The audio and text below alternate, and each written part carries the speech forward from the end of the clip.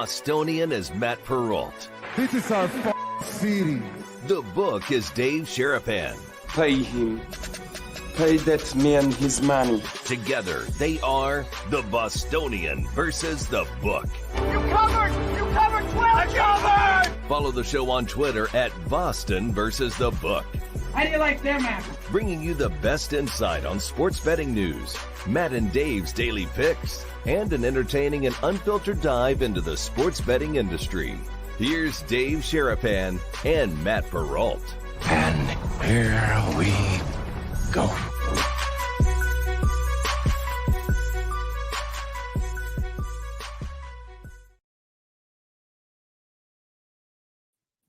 Happy Tuesday, boys and girls. Welcome into another episode of the podcast that is normally, well, it's always live somewhere, but we are on live YouTube, on live on Twitter, replayed Sirius XM, Channel 159, Sports Grid Television as well. Dave Sherapan is going to shock you all today because you come on and Dave Hatless is not what we're used to seeing here on a Tuesday. If you've not subscribed to our YouTube channel, you need to go do that for us, please. Get us to 2,000 by the time we get to the Super Bowl. Dave Sherapan, Matt Perrault with you here once again on a Tuesday. Black is for who, Dave? Everybody. Everybody. Yeah. Eagles, got to have black. It's over. Steelers, got to have black. It's over. The state of Pennsylvania, all of it. Goodbye. All of it. Goodbye. Done. Finish. Kaput. Crap. Steelers gave me an inkling of hope when I got down 7. I said, geez, if they get a stop here and Mason goes down and ties this game, whoo! And that didn't happen. They went right down and scored. We'll get into all that. The Eagles, 100% the wrong side, 100% the team that was done. Everything you said was absolutely right. I was hoping and dreaming, wishing, wanting. It's okay. They didn't have it. They never had it. So we have the Tampa Bay stuff. We'll get to that. That's it. It's just. But why are you going through a self-imposed hat ban? Like when I was losing and I couldn't win a bet, that's why I said, okay, I'm not wearing a hat on the show until I win. This is jarring for people. What is the reasoning for no hat, Dave Sherapan? No. We don't have a show tomorrow. Okay, we are off. I got to get in all the hats today. I didn't know which one to start with.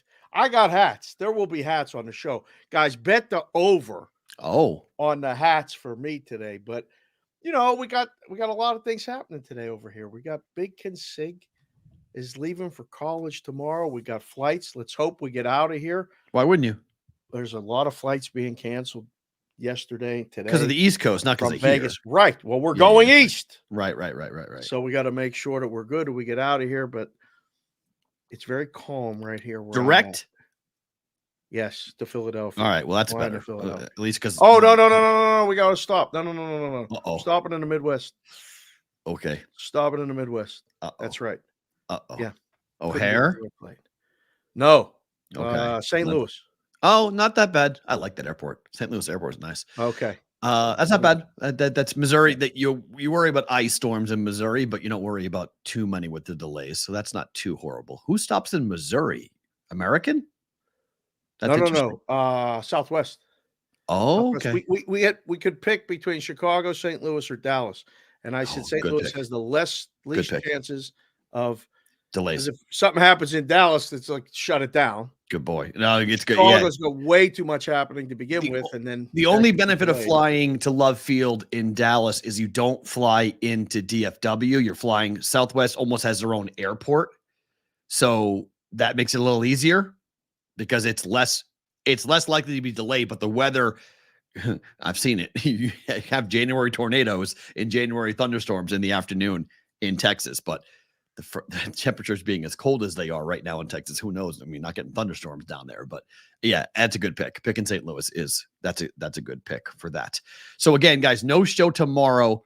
We will do the show on Thursday and Friday, but how we do it is going to be a little bit right now. We're kind of efforting to see how it's going to go. And I don't know the time because it's going to be kind of indicative as to what you're doing, Dave, and what time works for you. So Yeah. we're going to kind of send you to the East Coast. And then like on Thursday morning, you get up and say, all right, I'm good for this window. And it may only be an hour and maybe Well, an hour and a half. the plan was around 2:00-ish Eastern. That's right. That's right now. That's on time. Right. I have put that out there into Okay. the ether.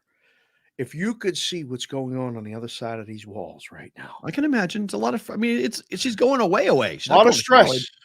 She's going far. I mean, I didn't go that far away to college. I went for a 2.5-hour drive. Correct. I went to Penn State. Same thing. It was 2.5, 3 hours. And for She's those going of to you a guys in the 5-hour chat, flight.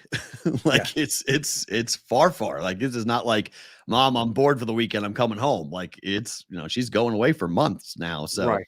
I get it. I mean, it's high anxiety, high stress, baby birds flying away. It's all sorts of anxiety for everybody in the house. So I get it. So yeah. So Thursday, that's the plan. That's the plan. But plans can be changed. That's the thing about the show, is that we can move it around if we have to. Right. So stay tuned. This is why being in the Discord channel, bvbshow.com, is really important, because we can keep you guys we'll do it on Twitter, but it's not as, it's not as easily. You can scroll past it. You can miss it. On Discord, I can go ahead and @ everybody, and then you guys can all see it. You'll all be notified. So turn your notifications on if you haven't for the Discord channel. But free Discord channel, free download. Go to the App Store, get Discord, and then bvbshow.com. Put you right in, and you're good to go. And so I can tell you about Thursday, Friday for the shows, because obviously a lot of football will be had. A lot of football will be bet coming up here. So let's get into the game. What happened? Well, I look like Uncle Junior from Sopranos. Am I getting that in the chat? I mean, you get big, you put big, and the glasses, you need Coke bottle glasses, then maybe we would see it. I guess. I don't know. But those espresso colored glasses that doesn't scream old person, except maybe it does. It screams Miami to me. Mr. Worldwide? Pitbull? Little bit right there? Yeah, a little bit. Yeah, I can see Pitbull. Yeah, I see that. Meet yeah. me at the hotel room. Yeah. Don't get me started. Yep. So without TJ Watt, your team gets bounced 31-17. Another double-digit loss. It's the fifth straight opening round loss for Mike Tomlin in the postseason, the fourth by double digits. As a Steeler fan, where are you this morning with the franchise that just lost to the Bills? I'm able to see it without being in the crucible of home, because at home everybody's like, they haven't had a playoff win since whenever. They always look at the negative. Mm-hmm. They made the playoffs with the third string quarterback.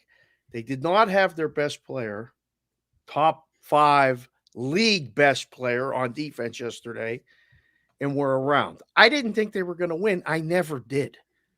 But, I mean, I don't know. They're ready to just, what are you going to make big changes? You're going to do all this other stuff. Like, you're always being measured against the top. Right. They beat the Ravens 2 times this season. Now, the situation was strange and all that other stuff. It's not that far off. I don't know. I'm good with, being in the playoffs is good, but being not competitive to winning it all stinks. They've been in that mode for a decade, feels like. What do you make of, so the expectations for the team was 8.5 wins. Right. They make the playoffs. 3 teams in the division make the playoffs. Hold on. Uncle Fester. Man, Uncle Fester? Come on. A little bit? That ain't right. They're saying there's all sorts of people making different types of analogies as to what. Put it in the chat. P-Roll will put the best ones up. You really Be want kind. Don't take your shots while you can, because there ain't no show tomorrow. Uncle Fester, Addison, I see you. Don't worry, if my flight gets delayed or something, I might be in Indianapolis anyway, looking for you too. Howie Mandel. I'll sign for that, I guess. You look 68 years old. Damn it, JJ. Being mean, man. Well, no. JJ and I went down to Circa last night. That's going to be part of my favorite thing about today. But I saw Stuart and I saw JJ, And he's all over Tampa. He loves Baker Mayfield because Baker Mayfield was in Carolina and he stunk. Yes, he did. And now he's doing it and wanted me to give him his exacta. But he was standing next to JJ and he said, if me and you were standing next to each other and we ask 100 people who's older, 95 are going to say me instead of him. I think his number's off A little. because he's almost 10 years older than me. A little. But that's okay. But he has a nice full head of hair. He does. Goldberg, Daniel G, my brother. Elmer Fudd. Elmer Fudd kind of works. Don't make me. I got the headband right here. You do. The headband. The headband works. So you with that, you headband goes 100% look like Elmer Fudd with the headband from Space Jam. Alex 100%. Caruso. That too. That's the guy. That too. So here's where I am with your team. Yes. At 8.5 wins that we thought, they win 10 games. They make the postseason. They're playing with a third string quarterback. I think it was a good season. I think it was successful. I know the bar in places like Pittsburgh and New England and everybody else. I mean, when you win championships, you can't accept anything else but a victory. Right. You got to be on the top. It's a professional sports. We don't play for moral victories. I get all of that. Especially you, the boss, the guy you're talking about Right. that all the time. Right. But if I'm looking at where the team is and where the health of the franchise is, I'd much rather be the Pittsburgh Steelers than the Eagles. Like, I would much rather be where Pittsburgh is and their culture and their talent and what's happening in their locker room than the abject dumpster fire happening, to the east in the same state. Yeah. That felt like a nuclear bomb went off for the Eagles last night. That really felt Jalen Hurts, sorry, Will, doesn't give a fuck. Like he don't care about when they say that guy speaks, he speaks in Nike t-shirt cliches like what Kincaid told us the other day. It really is true. Like, he's good. Like, I got mine, guys. Like, I'm good. People say like, oh, he's unfazed by the pressure. He's got a guy in Dallas Goedert yelling at him on the sidelines, and he's looking straight ahead. Like, he's just like, I'm good. Like, what? I mean, how's your bank account? Your bank account good. My bank account's pretty good. Like, what? Why are you upset, man? Like, he has no chill, no fear, no issue. Losing, winning, don't matter to him. When you're winning, it comes off as, expecting to win, confident. When you're losing, it comes off like you don't give a flying flip about anything that's going on the football field. I'll tell you what, I'm watching it and I'm going, yeah, there's no give a shit here. Like the Steelers were still trying to score with 2 minutes left. Yep. They were still playing football.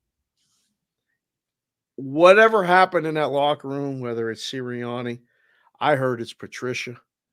I heard he disjointed because he was placed there and no one in that room wants him there. Fine, but what's the offense excuse? I mean, you can say Matt Patricia blew up the entire locker room, offense and defense. He caused Jalen Hurts to brought a guy down from the top and planted him in there. That's so He's not one convenient. Of them. It's so convenient to blame the latest guy in.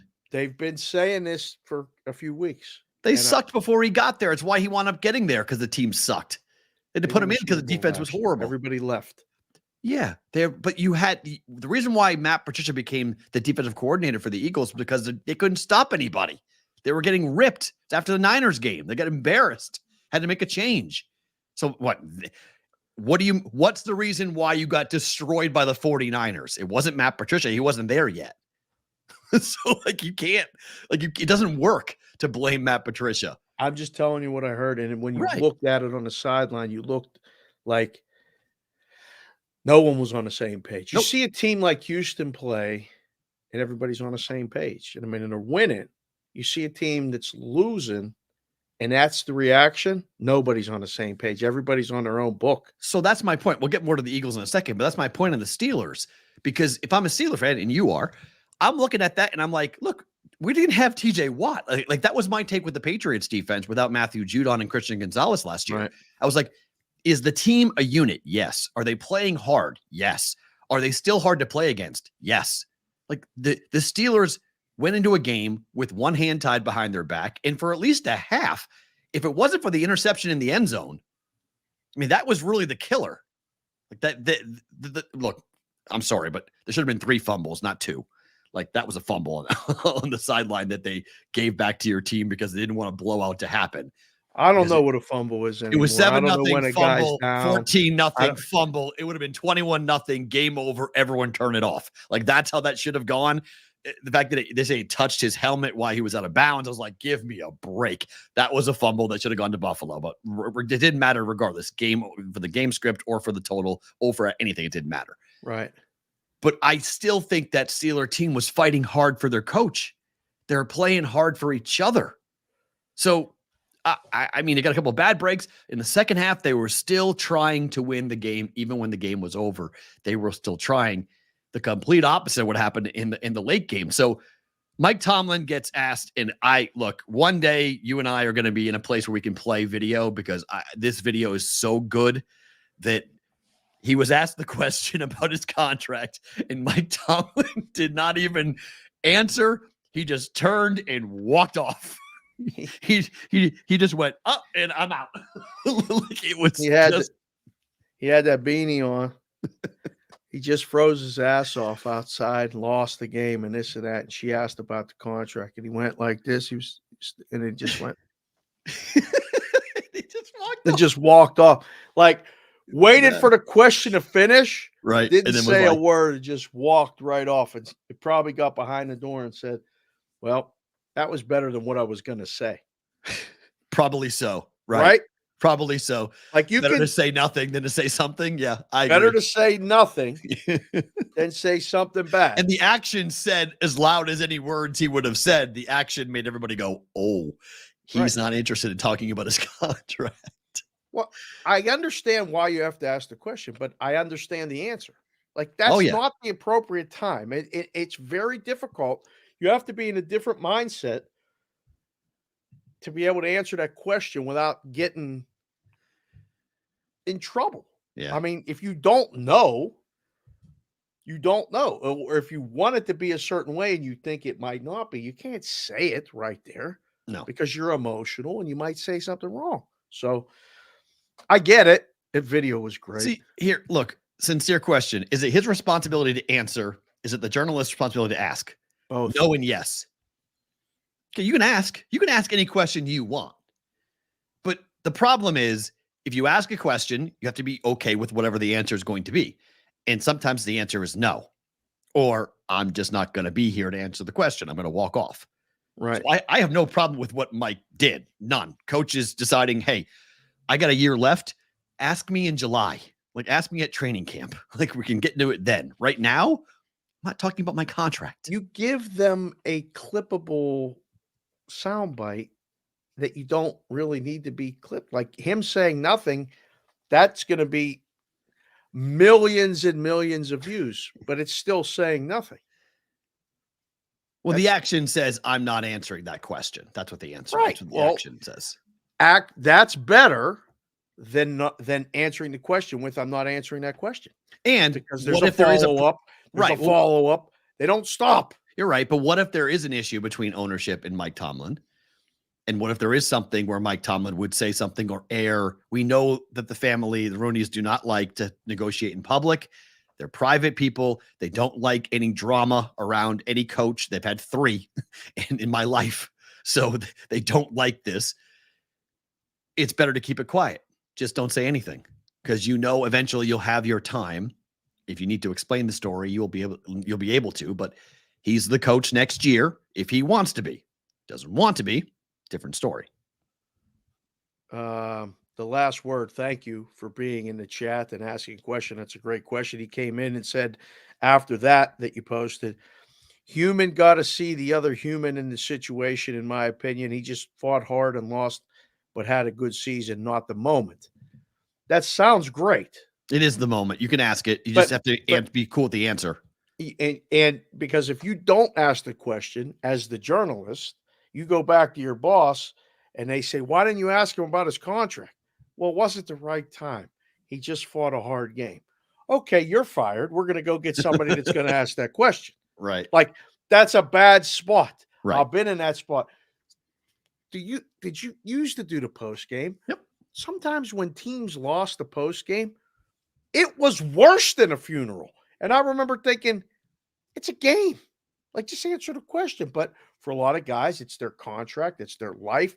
They're not comfortable I've losing. been ripped. I've been pulled aside numerous times in my I career. believe that. I've been pulled aside by either SIDs or the coach, him or herself, have pulled me aside and said, do me a favor. Ask that in private. You can ask me that question. Don't ask me that on the podium. Okay. Don't ask me in front of the cameras. I'll give you an answer, but I'm not giving, like, do it on your radio show. Let's do it somewhere else, but don't do it when I'm up there. Fair. Because when you're up there, you're scrutinized. Like, every muscle twitch gets scrutinized. Right. Did you blink wrong? Did you look the other way? Did you, Right. like, every sigh gets, dissected. Of course. So they would rather, if you're going to ask me the question, give me a chance to give a real long answer versus a quick soundbite of, like, I'm back. Right. Or I have 1 year left. Because then the headline tomorrow is, coach says I have 1 year left. Is Tomlin leaving? Does that mean coach is not going to be here? You can spin it and twist it any way you want as a headline writer based upon the answer to that question. So it's better just to say nothing. But there is a real question about who the quarterback next year is going to be for this football team. Kenny Pickett was healthy the last 2 weeks. He could have started this playoff game. He did not. Mason Rudolph did. What do you think happens with Mason Rudolph, Kenny Pickett in the quarterback room? Did he do enough to be considered for the starting job in Pittsburgh? I don't know. It's obvious they don't trust him. If in their eyes he did enough, they say to him, come back and compete for the job. It's an open competition. Whether it is or not, I don't know. You got to make that decision. If you're him, do you believe them? I do, but who is the competition against? Kenny Pickett. What do you mean? Who is the other person fighting for the job? Mason Rudolph and Kenny Pickett. You think all three come back? No, Trubisky's gone. So then you think Rudolph's back? If you want to come back and compete, if this is the plan, I don't know. I think they're going to draft somebody. They're going to ship them both out and go get Justin Fields. That's possible, but I think they're going to go. I think the more likely situation is that you keep one, the other two are gone, and you draft a quarterback, you bring them in, you let them all both compete and say, go ahead, or you bring in a veteran to compete against Pickett. Rudolph and Trubisky are not the answer. No, right? they're not both staying. I think they're both gone and keep them. I think Rudolph's going to find a better job somewhere, or they'll trade him. I think there's value trading Mason Rudolph right now. You can go get something for him, and then bring in a veteran quarterback. Do like what Tampa just did with Baker Mayfield. Like, go find somebody who can play or has played before, bring him in, and then see, okay, Kenny, can you win the job? Joe Flacco wouldn't be a horrible idea. In Pittsburgh? Yeah. People saying to me, Russell Wilson. Okay, that too. Same MO, like that mold of 30-plus-year-old quarterback who has been somewhat of a journeyman or needs a new home, and he's done it before with a receiving core that's good. I mean, I'm envious as a Patriot fan. I am envious of what Pittsburgh has from a receiving core with Johnson and Pickens and Freiermuth. Woo. There's guys to throw the ball to. If in two running backs, if I'm a quarterback, I'm like, yo, man, let's go. Like, I got guys to go. If you could get George Pickens to buy in, and he might buy into a veteran, someone who said, I mean, maybe it's Russell Wilson. I've done this before. I've taken guys and elevated them into all-pro type wide receivers. I'm going to get you the football. That offense has potential. Now, the play calling is what it is. And who's the OC? That's going to be a very interesting Mike Tomlin conversation. And I know everybody in Pittsburgh wants a new, young, up-and-coming, play caller to come in. And maybe he's in the college ranks. You bring him up and try to run the offense. But he's got to fit with what Tomlin wants to do. And he's a conservative coach by nature. So, I don't know. I'm not a Steeler fan, and I look at the Steelers, and I'm like, there's building blocks there to be really good next year. Like, they can be right back in the conversation if they get the quarterback spot right. Sounds all very interesting, but You're not buying it. I don't want AB Alan Burr, guy I used to do. He's at WinBet still, but like he sent me the text like, "Oh, you're going to get Russell Wilson next year." I'm like, please, I don't think that's the answer. Bringing in a veteran quarterback from outside at this point they're going to have to come in with the way Baker came in. Now, don't forget, and LL said it in the chat, Baker's a number 1 draft pick overall and only 28 years old. Able to get on board with the whole team and say, come on in, follow me. I'm going to do this with us. And they were talking about it last night, how he embraced the whole thing because he realized that this was an opportunity that he needed after Cleveland and that Rams stint and everything else. He fixed the whole persona, Baker Mayfield. Everybody had him out. I mean, he's right back in. Why is Flacco and black why? and yellow would not look right one star. Who cares what it looks like? Right. It's not working. He knows the division. I don't think he's done it all. I think if you give Joe Flacco a chance to play next year, Joe Flacco's going to play next year. 100%. For a starting job? Yeah, 100% Joe Flacco. His kids, it's why he went back. His kids are old enough to remember. He just lit the league on fire in the second half of the league. He just stunk in the playoffs. Oh, I 100%. If you guys get a chance to get Flacco, Steelers should jump at it. 100% bringing him in. He's go to cheap. New England. Let him go to New England. I don't know if you really want a quarterback who is like 10 years older than the head coach. Really want that? Like, that doesn't look good. He's 37 years old. He's the youngest coach in the league. Gerard Mayo is going to draft a rookie and start a rookie game 1. That's going to be a growth process. Really? Yeah, that's going to be a growth process for both. He's going to draft a 22-year-old kid, and they're both going to grow up together. Remember what the Bengals did? The Bengals are the blueprint there. Young and experienced head coach, new quarterback, rookie. Together, they grow together. Wowza. Yeah, that's the MO. Oh, good point, D-Weezy. Mitch was the 3rd pick in the draft. That's a good point. That's true. Wasn't a good pick. Oh, wow. That's crazy. They were drafted the same year. That's amazing. They'd be the same age then, both 37. I thought he was older. I thought Flacco was like 40. Right. So, but I don't know. That's how I know you Steeler fans do not want Joe Flacco. I know that you'd be angry about that, but if that's what I would do, if I was looking at available quarterbacks who I know can play in the weather, can handle the pressure, knows the division. I mean, he'd have revenge games against almost the entire division, against the Ravens and the Browns. It'd be awesome. I'm in on it. No. Let me ask you this.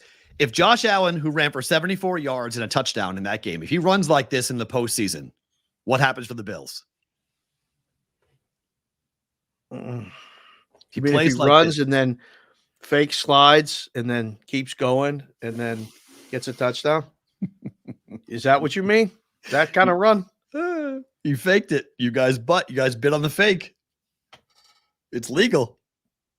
It's so now I'm playing defense, right? Yeah.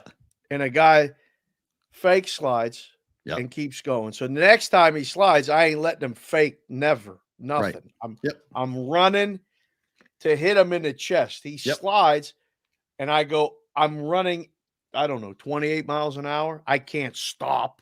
I put my hands up, roll over, and graze him on the way down. And it's a 15-yard penalty because the guy gets up and says, he hit me when I was sliding. Yep. And the ref says, unless you're Justin Fields, and then the flag never comes out. Right. So he'll never get flagged for anything. Yeah. So if he runs like that, they could beat Kansas City this week. 2.5-point favorites up to 3. I don't think it's a could. They're going to beat Kansas City, but the question is, can they win it all? They're going to be here. They're going to be here. City? They're going to be here. Is my question. We got so many people watching the show from a lot of different places, but we got a big contingent in Maryland. Yep. I see Jay Dow and KD Dow in the chat right now. It's going to be 1-2-1-3. It's chalk. AFC is 1-2-3-4. This is chalk. We're seeing very, very chalky Final Fours. Kansas City can't win. Not can't. not saying they cannot. Of course they can. I mean, they have a Hall of Fame quarterback. They have a Hall of Fame tight end.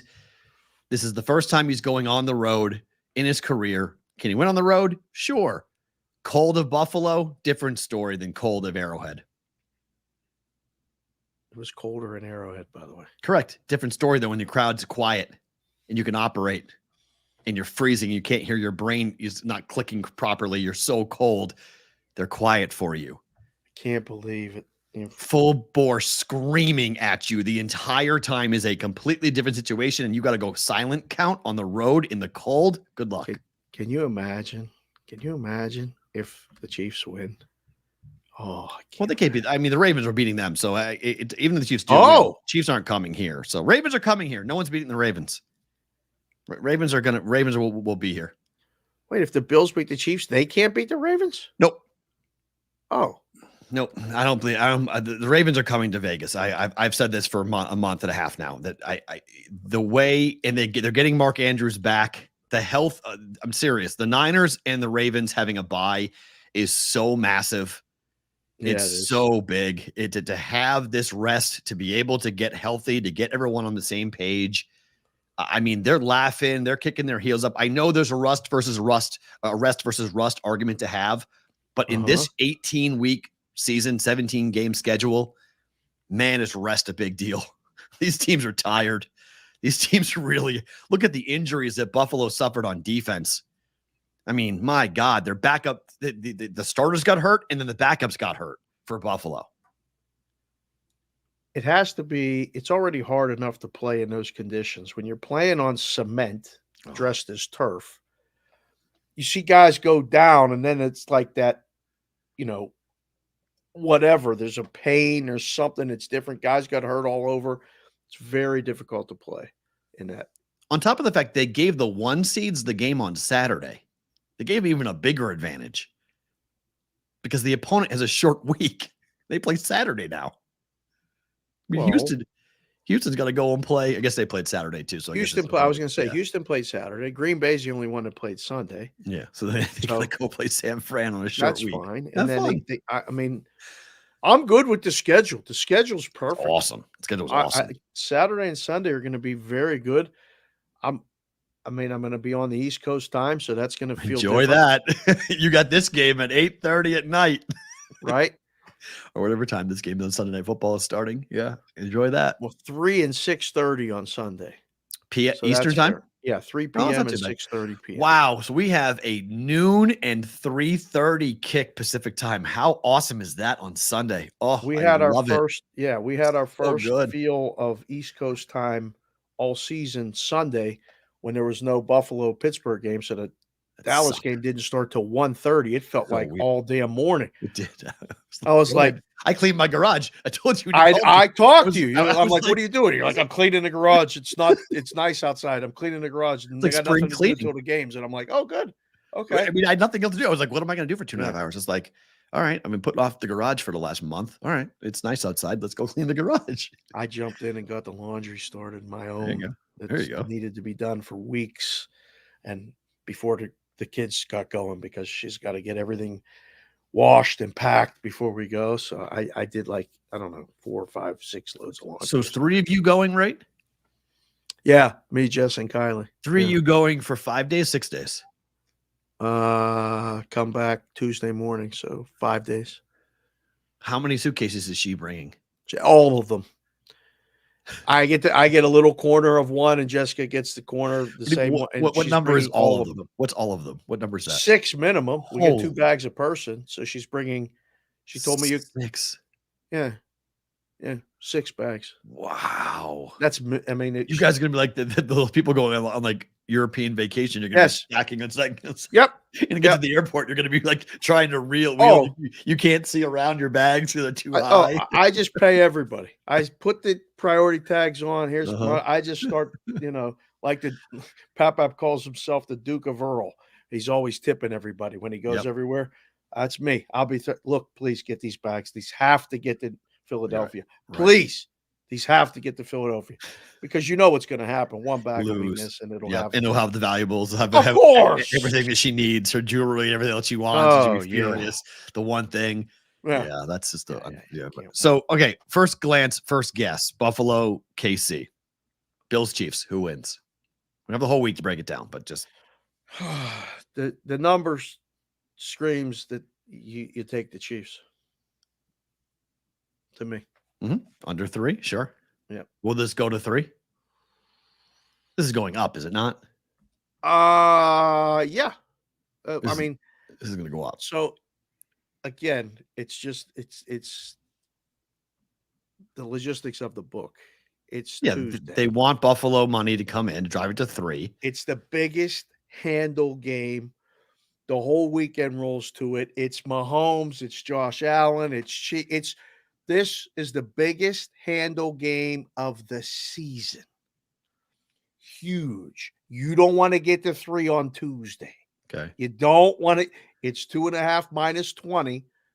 I wouldn't put it past it with the modern day bookmaking procedures and practices that they go to minus 2.5, minus a quarter, and start messing with the money line and stuff. Nobody wants to get to 3. First one to 3 loses because you Interesting. probably don't move it again. So the closing number will be 3. Bills minus 3. Shocked if not. Okay. Yep. Yeah. It hit briefly 3 last night. CDW said it hit Yes. briefly. Oh, okay. Bam. Right back. It was hit right back down once it got to 3. You can't get on 3 on Monday night with the whole week to go. I agree with Tony here. It's the old Chief. People are betting like it's the old Chiefs. They ain't the old Chiefs. They scored 26 points. There's no question. Give it the Tuesday look right now. Bills Chiefs. Who you got? But we'll put a poll in the chat. Okay, We just got the influx of people. 11:58 Pacific, 2:58 Eastern. A bunch of people just rolled in. Welcome to the show. Thank you for being here. Vote when you watch the show live. Hit the like button. Hit the subscribe button. P. Rolt, we might be at 2,000 before the Super Bowl. It's Really? awesome. Yeah. Well, that'd be cool. We're on pace. We're on pace. All right. Bills by 10. Oh my. Bills, Chiefs. First poll will be up here in 1 second. If you're watching on the chat, it'll pop up on the screen. Vote. There it is. And we'll keep track of the votes. Yeah, my get is me heavy Bills. Like Yep. Bills, no doubt. Bills, no doubt. Chris Kramer, Bills, Kyle Meyer. Bills by 10. Bills by 10, Andy O. Bills. Claire check. Bills. Bills. Everyone. I mean, it's Playing better ball. yeah. I mean, Bills. might be an under game, maybe. I mean, the Chiefs offense can't score. So 46. see, here's my question for my last question. This we'll move on to the Eagles game is, and I got to figure this out. I have the Ravens at 11-1 to win the AFC Championship game. I'd rather bet the Bills to win the AFC Championship game and then have them win this game against Kansas City and not have to do anything next week. And just Wait. That Ravens ticket is to just win the AFC? Yeah. Oh. Just to win next week. So 2 weeks. So they're going to be, they could get shocked, I guess. CJ Stroud could build a whole, they'll build a statue for him now in Houston if he beats Lamar on the road. But I think they win that game, and then it's Ravens, Bills. It could be Ravens, Chiefs. I may buy them both and just buy both to win the AFC and not to worry and just kick my heels up and go, okay, I'm guaranteed to make money. I don't know. Right. I got to think about how I'm gonna play that out as the week goes. But yeah, it's just to win the AFC is 11-1 for the Ravens. So that's fantastic. Yeah. So I'm in a good spot there. Eagles got embarrassed by Tampa. Which loss was worse, Eagles or the Cowboys?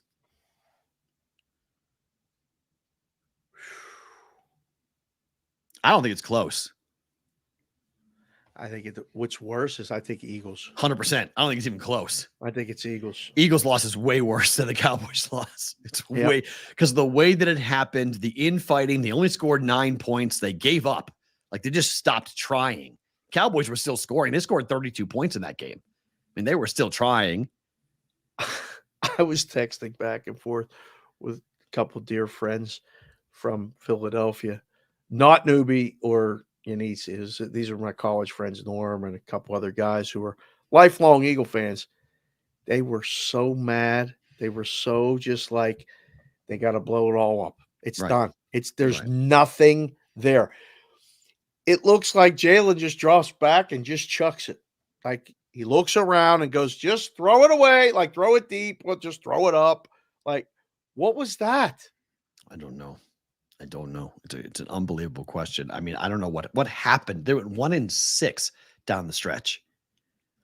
They if you were ranking teams right now, like I could find like 25 teams in the league that I would rank higher than the Eagles right now with the way they're playing. 25. Yeah. I mean, they would be the bottom third easy of the league, if not bottom, fifth of the league. There's so many teams playing better that were playing better at the end of the year. The Patriots are playing better at the end of the year than this team was. Yeah. And the Eagles their defense is so bad. Their secondary is absolute trash. I mean, trash. Baker Mayfield threw for 337 yards and 3 touchdowns. The tackling last night was abjectly the worst tackling I've seen in a playoff game in a really long time. I was going to say, I played football up until my freshman year of high school. But like we used to say, I always harken back to the drills. The tackling drill, they used to teach you chest on chest, wrap up. Put your chest on the other guy's chest and wrap up. They weren't even grabbing jerseys yesterday. They were like, they were like, oh, wait, are you going to go down? Go down. Go down. Oh, no, he didn't go down. Oh, no. It was unbelievable. It was the least physical defensive performance. It was embarrassing. They let a guy from a D2 school to go 70 yards on him. Like, it doesn't matter where he went. I'm just saying, like, dudes that like aren't used to going to the house are going to the house on you. Like, it was watching that game. I was like, I know they're trash, but this is even trash for them. Like, this was even a bad game for a trash secondary. I couldn't believe it. It just, when they completed that long pass and made it 16-9. Right. Don't forget, Mike Evans dropped a touchdown in the first half too. Right. I mean, a long one. They kicked the extra point. There's a penalty. And now we put the ball on the 1, and Sirianni says, we're going for 2. Yep. Get back out there. We'll just do the tush push, and instead it'll be 16. Instead of 16-10, it'll be 16-11, right? Yep. Nope. They got stopped. And right then, I was like, okay. Uh-oh. Because you knew what they did. They practiced that all week. That defensive line, that's all they did was practice that over and over and over again, saying you're going to have to do this at some point during the game. You're going to have to stop this. And that defense for the Bucs against the run, they can't stop the pass either. But that's why I liked Tampa so much, because Eagles couldn't run, but they couldn't throw because they didn't have A.J. Brown. And then, man, that safety in the end zone, that was it. Like, that was the white flag. That I was going to say, so it's 16-9. I asked the question on the Twitter, here's the line. Tampa was still favored in the game. It was Tampa minus 3.5 for the game. It's over. It's done. That means the halftime line will tell you what the odds makers and the books are thinking. It's over. The only way it's not is if Philadelphia comes out with the ball in the second half and scores. 3-and-out punt. Nothing. And then they stop Tampa. Okay, they're deep in their own end, safety. Now the game's over. That was it. There was never a shot after that. I kept saying to the dog, because no one else was home, but when Jess and the girls came home, they're like, well, what are you going to do with all that Eagles stuff too you got? Because your Steelers stuff you got to put away. They were giving it to me all day. Right. Because they took down all the decorations. Everything went to storage. And they said, give us all your Steeler hats and jackets. You won't need them anymore. They're going to lose today. You guys are all funny. And then when they came back, they said, you want to make a second run and put all the Eagle stuff there too? I'm like, wow. Okay, you'll see. So, yeah, it was done. It was done. That's it. But is Tampa, like, are you ready to advance the ball with Tampa? Detroit better be ready. They better be ready. That's all I'm saying. You better be ready. Like Tampa can go there and win? Yes. Oh, bro. You better be ready. That's all I got to say is Detroit better be ready. If they think they got a layup coming to town, they got another thing coming. Indoor game with a pass-happy team that likes to rip it, and they're playing with house money. Ooh. And that Lions defense did not look great at times in that game against the Rams. Puka Nacua went for 185 yards. You got 2 receivers to worry about, really 4 to worry about now for Tampa. It's the same handicap to me. It's the same handicap I just did. The difference, it's on the road versus at home. So Lions defense, better than the Eagles for sure. Secondary is a problem. Lions offense, way better than the Eagles offense. Yes. Can they throw the football consistently? They're going to have to do that. Laporta's going to play really well. I think Laporta is maybe the key to the whole game for the Lions against Tampa. It's going to be a game. I feel like Tampa could have scored 100 points yesterday. They dropped all those balls in the first half. Oh, yeah. I was like, I kept going. The only reason I even have an inkling of hope that Tampa is going to lose this game is because they keep dropping passes and are keeping the Eagles in it. Yep. I never They're thought open. the Eagles were the better team at all watching the game. Never. It was never, ever, ever a question. So is there a new head coach and quarterback next year in Philly? Oh, God, I don't know. It's everyone has said this. Everyone covering the Eagles has said this. It's on the table. It's on the table. Doesn't mean it's going to happen. It just means it's on the table because it's the way the team. And I thought Scott Pioli on the NFL Network this morning had a really interesting point. He said, you got to take emotion out of this and you got to answer the question, what happened?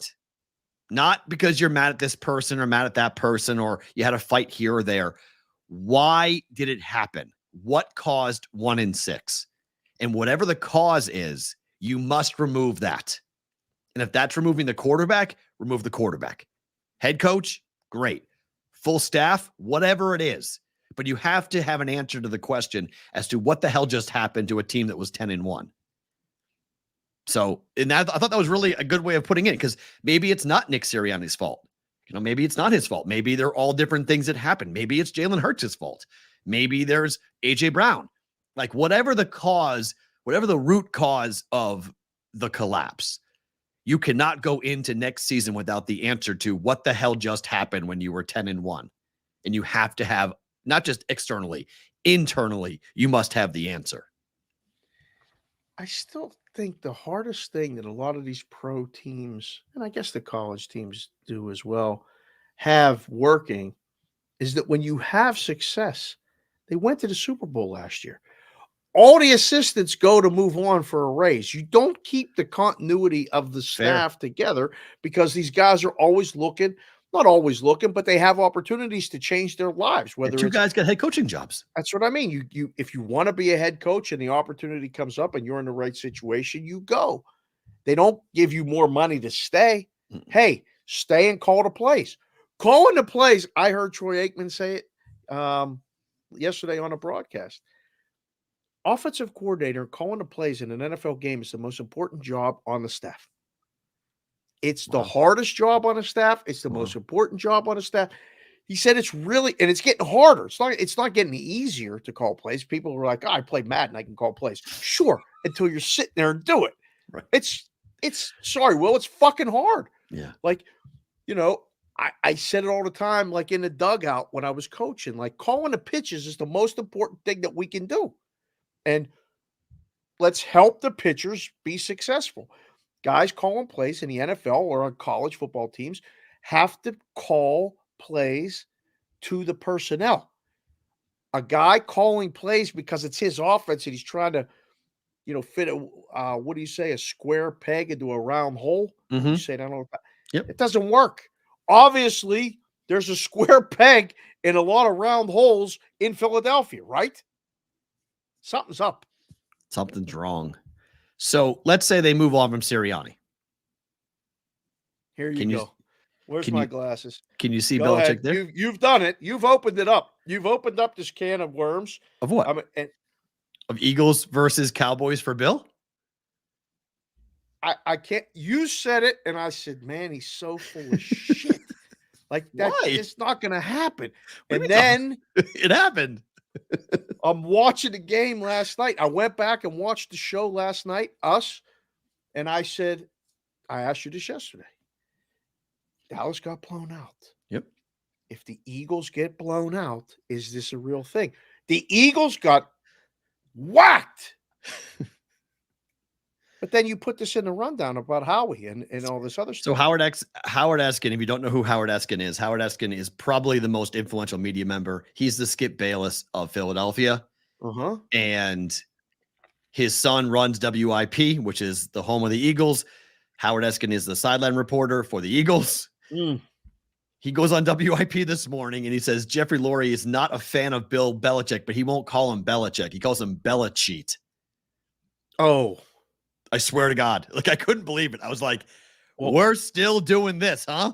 I was like, okay. I was like, are you just laying the groundwork in case Jeffrey Lurie actually does this? Or are you saying it on behalf of the owner that I'm not hiring Belichick? Remember, Jeffrey Lurie is from Boston, okay? He's a Boston guy. He's known Bill. He's been in the box numerous times when the Eagles play the Patriots. Robert Kraft and Jeffrey Lurie are always together. They're always, I mean, this is a guy with long-standing Boston ties. I know people who know him, blah, blah, blah. I was never told that he doesn't like Bill Belichick, but maybe there is something that Howard would be knowing more about a guy who's been in Philadelphia for a very long time. Long Island Mike said, Spike Eskin runs WFAN now, not WIP. Oh, he does? Oh, he left. Okay, sorry. Same difference. He did run WIP. Thank you for that. And Monty said in the chat, Howard Eskin was influential. He's a clown now. Basically, whatever he says, go with the opposite. Eskin equals clown. There it is. Look at Monty. Monty looks great. I didn't see Monty. Essentially, profile. The Skip Bayless. You know, that's the Skip Bayless label. That's why I gave it to him. But, like, if you're the Eagles, would you really say no to Belichick? Vrabel.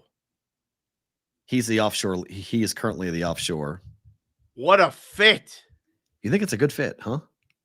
Oh, they'll love that guy. He will. No, Philly will love him. Yes. Philly will love that guy.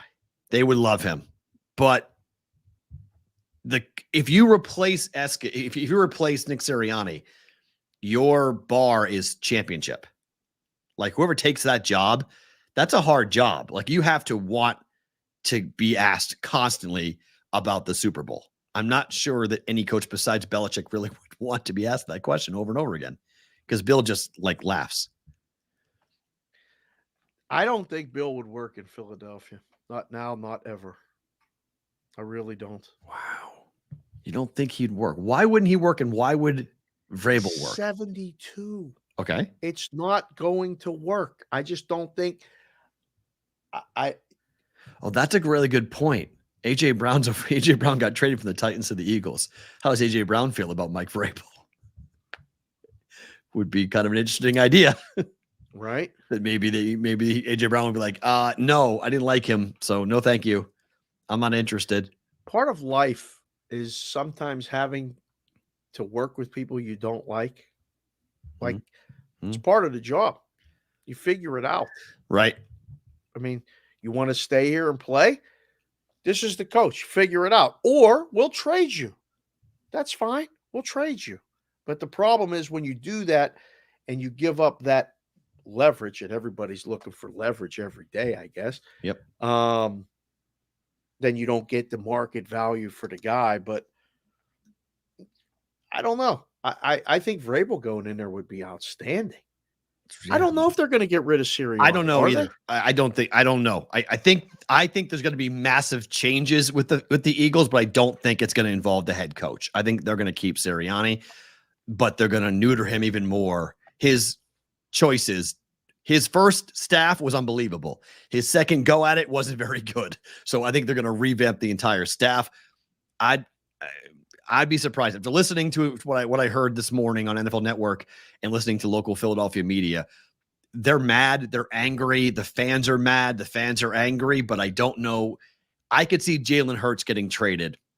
That I think might be the big move. Wow. I think they might. Look, the boys in the chat said, by the way, like Tony Baroni, Tony, you're doing an unbelievable job being here every day and providing good information to us. Vrabel lost his shit when they traded Brown. He didn't want him gone. It's what started the riff. Okay. Interesting.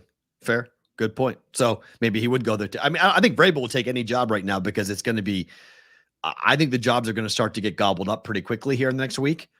And I think everyone's waiting on Belichick. And if Belichick takes the Falcons job, that will start a lot. I think you'll see a lot of teams quickly grab their second choice. Is there a way to keep the staff together better? Like In Philly? just in general, when a team has success, everybody goes. No, they want to be the man. They want power. Everybody wants to increase their salary, prestige, and opportunity. Want to win. Yeah, but that's a player's mentality, not a coach's mentality. A coach wants to win, but a coach wants money, security. Coach wants, a coach is in a different situation. Life of a coach is transcendent. You know you're going to move around. You know you're going to be going everywhere. Get fired tomorrow. Rich Bisaccia on that sideline at Green Bay. He was awesome. And I've been thinking, I don't know what that guy had to do to keep that job, but Green Bay's turned around. They look like that staff is all like working together. I don't know. It's important to keep the staff. You got to make them feel either through security with money. Oh, yeah. Important. It's very important to keep the staff together. I know think guys, NFL teams that do it will have more success. I know D1 coaches that have kept staffs, 2 or 3 guys with them every step they've gone. Right. And it's like they keep on when he goes, you're coming. And if you're making 100, now you're making 200, making 200, now you're making 500, you're making 500, now you're making $1 million. Like everyone eats because it's that unit that works. How we're growing. I might be the head coach. I might be the guy everyone talks about, but in reality, these 2 guys next to me are as important as to what I do as the others. And I've seen guys who look at the Patriots. Coaches go and they come back. They go off and they try theirs. Josh McDaniels. They go off and try becoming head coach. They fail miserably. They go back to Bill. Bill's offensive coordinator is going to be Josh McDaniels. Like that's who Bill is going to take when he goes. 100%. Really? 100%. Oh yeah, 100%. If Bill goes to Atlanta, the OC is Josh. Like that's happening. So like that's just yes, 100%. You have to have a common ground. The chat wants me to ask Jess, how is she doing with Jason Kelce announcing he's going to retire? She didn't believe me last night. She didn't believe me. I said, he's crying on the sideline. Jess, it's over. Yeah. He knows it's over. He's going to announce it either after the game or tomorrow. And she's like, well, what's going to happen to the podcast? I said, Jess, it's not about the podcast. The podcast. So what are you talking about? They make one drop in the bucket off the podcast compared to what they make doing everything else. I know. Podcast is just a for fun thing. They can do that whenever they want. Till they're 50, 100 years old, they can do that podcast if they wanted to. She didn't believe me. Literally, she didn't believe me. But I said, listen, it happens all the time. And obviously, you're at the end to fight through the physical challenges, you have to be winning. That's what keeps you coming in the building. Obviously, it ain't going to be winning. And there's like the whole thing is behind those doors is going to blow up. Yep. Without him too, without that steadying force, 13-year veteran Hall of Famer. I mean, I saw somebody said today that he is Philadelphia. Like when you think of the Eagles, it is Jason Kelce. He's the heartbeat of the team in the city. Right. That's going to be a hard guy to replace. No doubt. You don't just replace that guy. No. You're just like, oh, okay, that's it. It's going to be tough. You mentioned it quickly, though. Tampa, Detroit, 6.5. Little high, no? No. No? That's to be just under a touchdown. That's right there. This was called 48.5. This was called by some people super blowout weekend, not super wild card weekend, super blowout weekend. We had blowouts everywhere. We had double-digit wins all over the place. We had one game decided by 1 point. Everything else was a blowout, basically. Go back and look. It's more often than not. That's what happens. So here's 6.5. Baltimore's 9.5. Right. San Francisco's 9.5. Right. Are these games going to be any good? I don't think so. I think this Probably is route. not. I think 4 routes. I think these are 4 blowouts. All 4? Yeah, I think all 4. The only game that gives me pause is this one. This one's giving me pause. I want Green Bay to do well. I like Jordan Love. I like the Packers. This is the best sell high spot on the Packers. Like this is just, go ahead. Packers are never going to be this, popular and they're going to be feeling themselves going into San Francisco. And I feel like a 2x4 is going to be waiting for them when they walk around the corner. This was our friend JJ James the Jet Jernigan, our valet guy downtown. He said Green Bay is going to cover. He really believes it. I don't hate it. I just don't think their defense is going to be able to stop the Niners. This may be the back and forth. It could be, but 38-31 game. When have the Niners at home gotten into that type of game? They don't get into shootouts at home. Their defense annihilates people. Like, that's the problem with the Niners. You can say, okay, our offense has to keep up because our defense can't stop them. That's not the recipe for beating the 49ers. Like, you're not going to score 30 points on that defense at Levi Stadium. I just can't see it in the postseason with rest. I just can't see it. I just looked down at the chat, by the way. We have almost 100 votes on the Bills and Chiefs. And it's 65-35. Bills. Kind of surprising. I'm not. No. Brian Opoka said he's checking in from the Chicago suburbs. Just finished e-learning with his daughters. Nice. Chicago schools are all closed due to minus 30-degree wind chill. Oh my goodness! Minus, it's cold 30. When they close for the cold, like not for the snow, not for snow. The cold. It's so cold. Like, we have that here sometimes. It gets to be so hot that they have to close school because the kids can't be the ACs can't keep up. The heat can't keep up in the schooers. Bro, I'm not ready. Oh, you're going to be decimated. It's going to be awesome to hear. I just cleaned my head up. You're going to be so mad. Up, and I got to go see my brother and his wife, and we got dinner with my nephew planned, I guess, and all this stuff. And oh my, it's going to be -2 in Knoxville tomorrow. I told you, Huntsville's going to be 0. Oh, I mean, I'm not ready. I'm not ready for that. That's I told my daughter we should have gone back and dropped her off at my brother's house in December. She's like, I don't want to go in December and live with Uncle Dan. I'm not going until January. And I'm like, it's going to be so cold in January. I didn't think it was going to be this cold. I can't believe it. I got to bring all the beanies, all of them, and wear them all at the same time. Right. That's going to be cold. Bring them all because you're going to need all of them. Jess is like, what are we going to do? I'm like, nothing. We're going to sit at my brother's house in the heat, and then we're going to drive her to school, and we're not doing anything. She's like, you want to go into the city? I said, no. For what? What do you want? Which city? New York? Yeah. Oh, God, no. No, thank you. No. You guys have done all those things. You've seen all the things. She's done it. This is an interesting point. Because Jimmy Jack said, I'm nervous about Lamar. He's yet to play a good playoff game. This is a concern. It is. It's a concern because he was the MVP. They were 14-2 and they lost their first game. They were bounced. I don't think this team is built the same way. And I think the fact that happened is tremendous for this team to have that memory and the scar tissue from that loss going into CJ Stroud. Because I think this defense for the Ravens is going to make him, it's going to be really difficult for CJ Stroud. Winning a home game is one thing. Can they cover? I don't know. No. Okay. No. At first blush, it's 14-point win for both 1 seeds. Turnovers come into play. Which dog has a better shot at covering, Green Bay or Houston? Green Bay. The big dogs. Green Bay. They have better talent. I think so too. As of today, I think so too. They don't know anything. Like, listen, neither does Houston. I know, but Houston's quarterback. They had nothing last year. But their quarterback, I don't know. I think that there's really look. I'm not buying the trends on rest versus rust. I'm not buying any of these things. Like, watch out for these teams. Like, you want to bet a first half, that's fine. You can do that, but I don't think the Ravens and the Niners are going to be, scared of what's coming to town because they were resting. Again, I think the rest is such a monster deal for these guys. And they're both franchises are both in the same boat. They're 1 seeds. They've choked on it before. They have coaches who have choked on it before.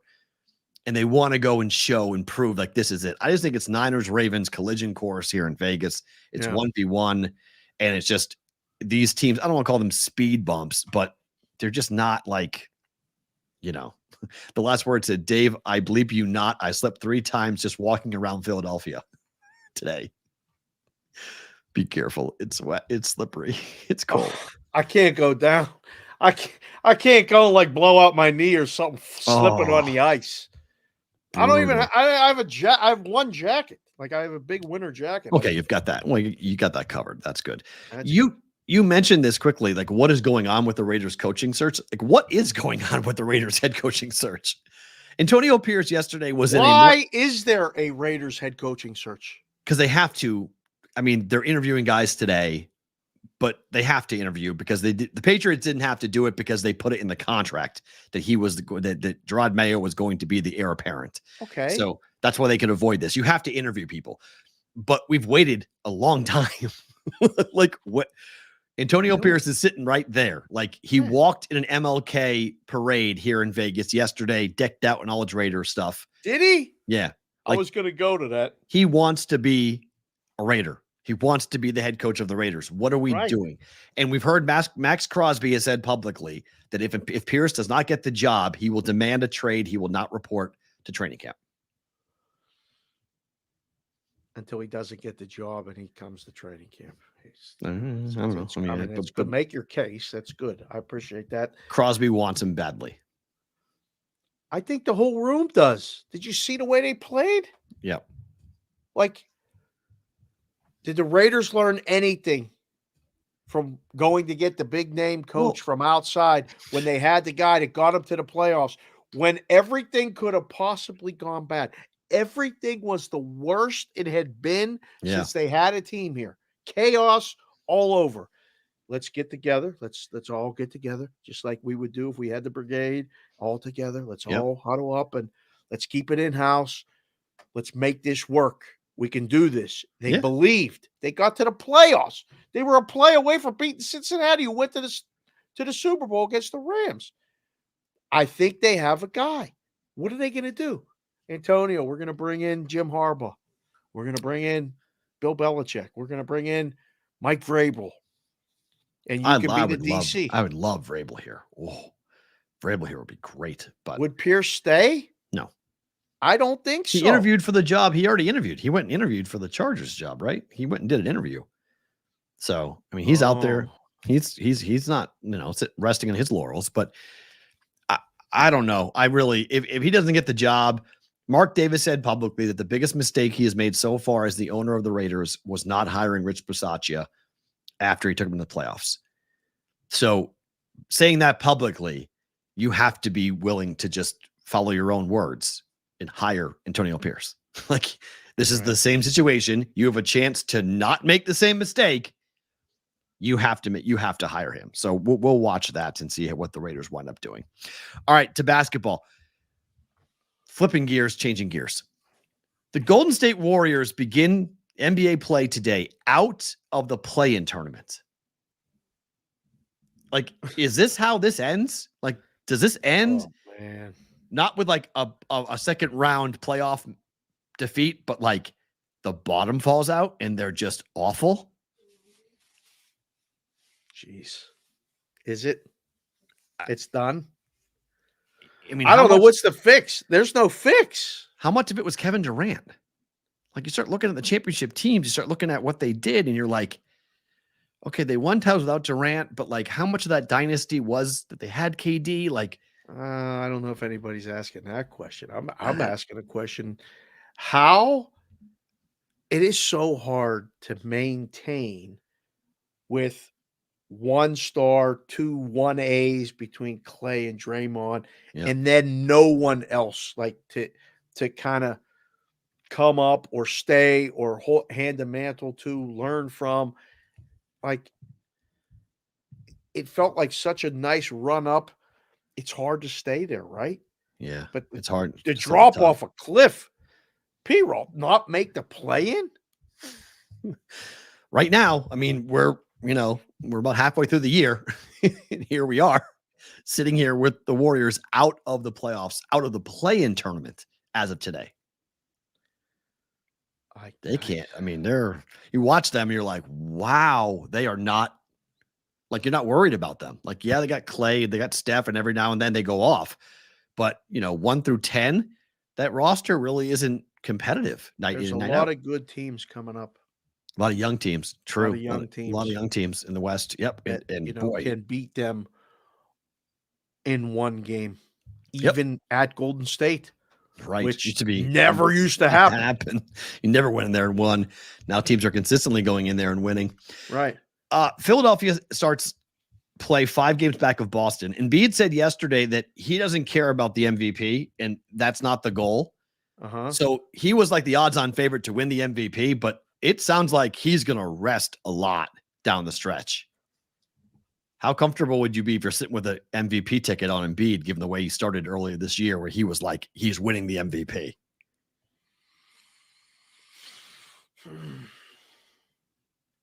I actually feel good about it if I'm a Sixer fan. Well, because the end goal is a championship. But if you're a gambler who took Embiid to win back-to-back like Jokic did, to win back-to-back MVPs, you might want to light that ticket on fire. We've warned people in the past about betting on these things, between having to figure out a way that a panel of 30 people are going to vote. Right. And betting actual real money on that is one thing. It's all a speculative market anyway. So if it's not him, P-Roll, who is it then? I think it's wide open. It's Jokic again. It's Tatum. It might be Tatum's time. Tatum's time. Yeah. It might be his in the rotation of these things, how they go. It might be Jason Tatum's time to win the MVP. He hasn't won one yet. Is he the odds on choice right now? Let's see. I honestly haven't looked at NBA MVP in over a month. I know he's still very much. Jokic is the odds on favorite, then SGA. Wait, who's first? Jokic. Yeah. Plus 170. Then SGA, Luka, Giannis, Embiid, Tatum. Tatum's 25-1. Jokic is not by plus 170. SGA is plus 280. Plus 280. Yep. Luka's 550. Will he get the steam if they? No. I mean, they're going to make the playoffs. No. Okay, so he's going to have to be. I mean, like a 2 seed. Like they're going to have to be like that high for him to win the MVP. He's playing incredible basketball. Okay, so he's playing incredible basketball, but we'll get to their game tonight here in a second. Yeah, but Denver's at Philly tonight. Sixers laying 1.5. You want to have an Embiid versus Embiid battle, or Jokic versus Embiid battle, MVP v MVP? You got it. But he's missing a lot of these games. There's questions he'll play tonight.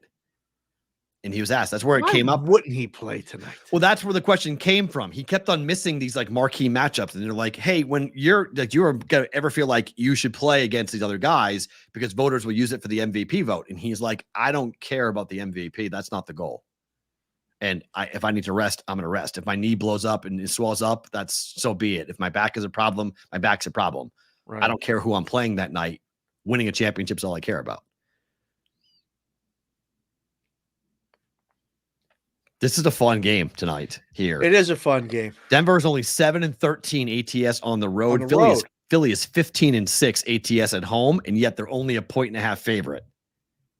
Says Embiid's not playing, does it not? Well, it hints at it. Like I'm surprised at the line, but I'm not because of that. So I don't know. I guess I'll be watching this tonight. This says to me that intentions of really watching too much, if anything, tonight, because we don't have a show tomorrow and I'll be traveling and I'll worry about the rest of the stuff later. But it says this is an intriguing game. This is interesting. Kings at the Suns. Suns are laying 4. Total is 244 on the road this year. Sacktown is 12-7 ATS. Phoenix at home 7-15. Yet this number is 4. This is another number. I'm like, okay. It seems to be, why isn't it 3? Why is it 4? Telling you, sometimes just odds makers get those blind spots. Like, Are you watching the Phoenix games? Or if you're watching the games, you go, they can't be 2 buckets. Can't. But it is. I don't know. I like Sacramento, and that would be the lean, and over for the total. I'm surprised it's not 249, closer to 250. Let me see. This year, for Phoenix at home. Jeez. 14. Tony Baroni just said that the Joker and Embiid are questionable for tonight. Okay. What if they both don't play? The number would still be questionable at 1.5. Well, that sucks. I want to see that. They only play twice a year. Right. I think Embiid's out.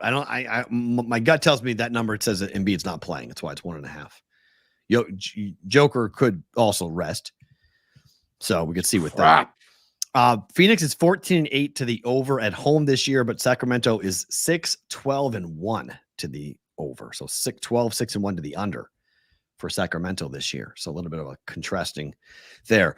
Last one, Thunder to Clippers. Clippers laying 6.5. Big game for SGA. Right. Yeah, this is a big game for SGA too. If you want to talk about going and take on the Clippers, a team that has played very well at home, 10-7-1 ATS, Oklahoma City on the road. The Clippers are 11-9 at home ATS.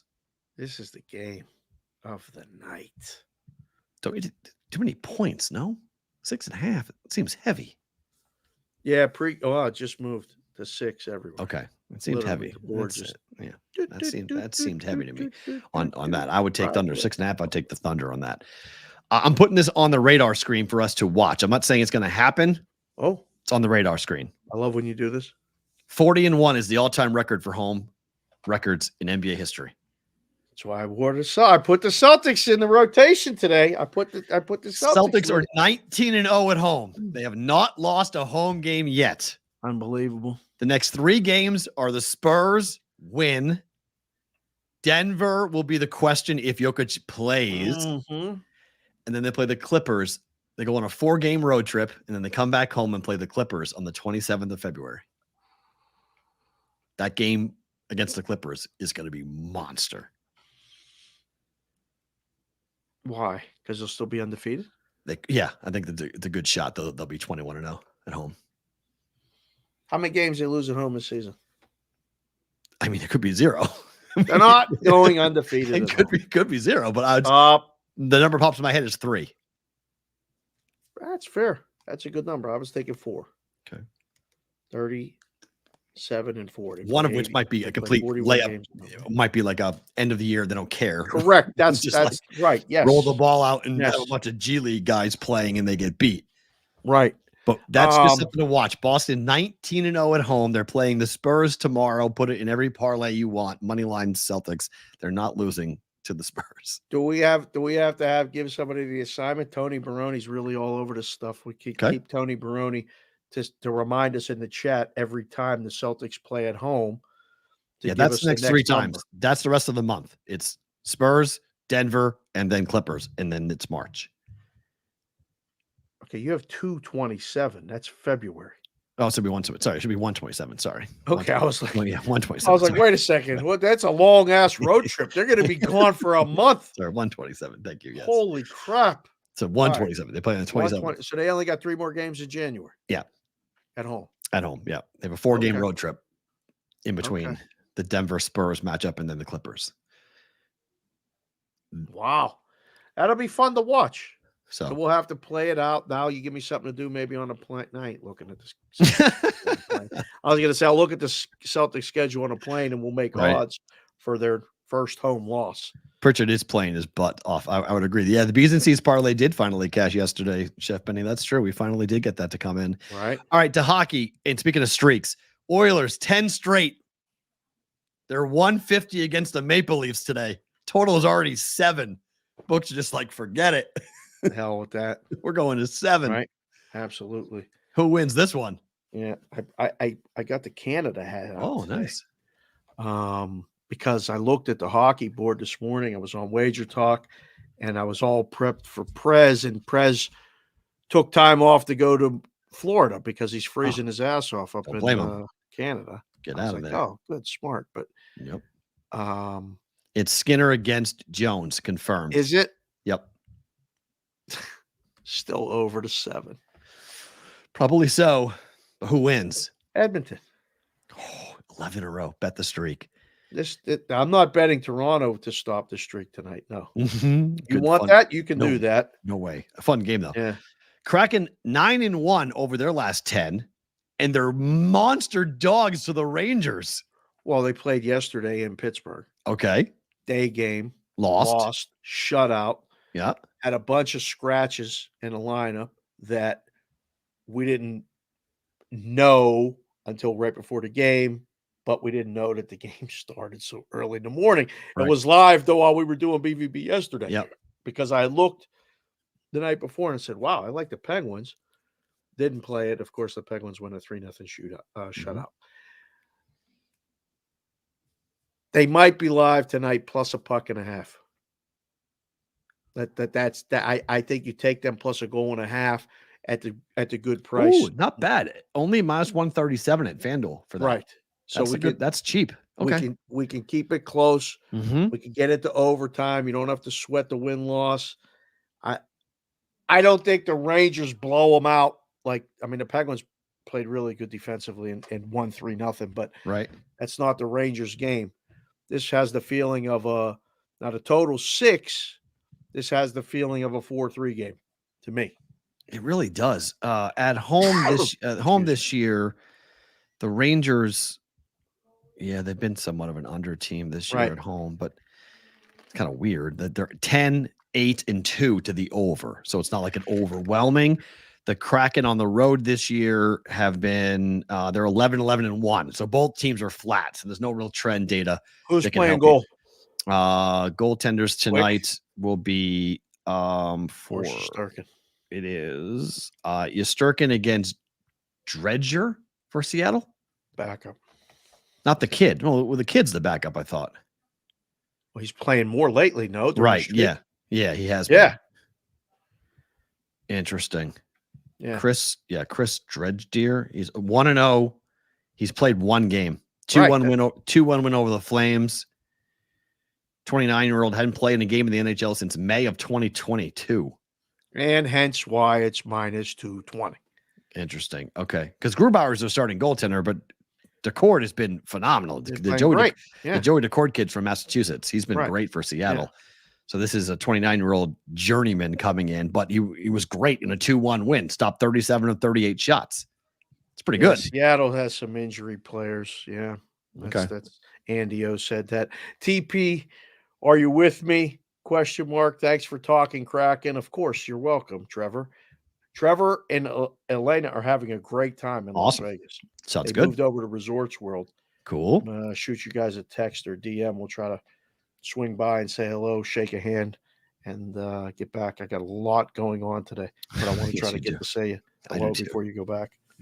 And then one more hockey game. Winnipeg is 8-1-1 over the last 10. The Jets are minus 185 favorites over the Islanders. Total is 6 in that one. Let's see. Starting goaltenders in this one tonight for Winnipeg. It is going to be it's Hellebuck against Appleby.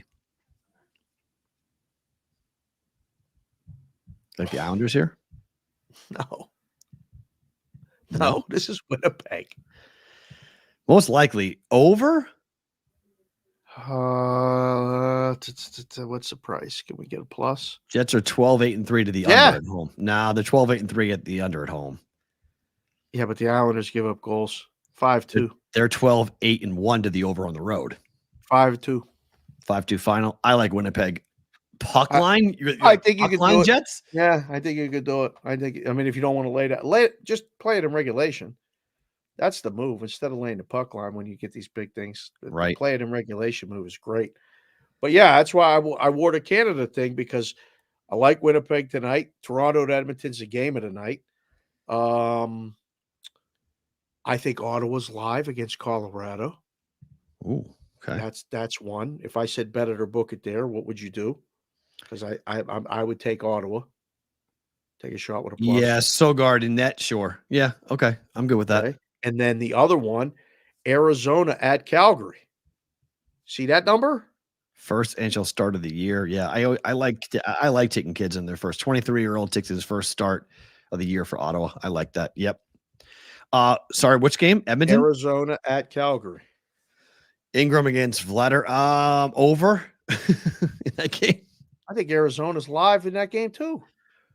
A lot of pluses today. Plus 126.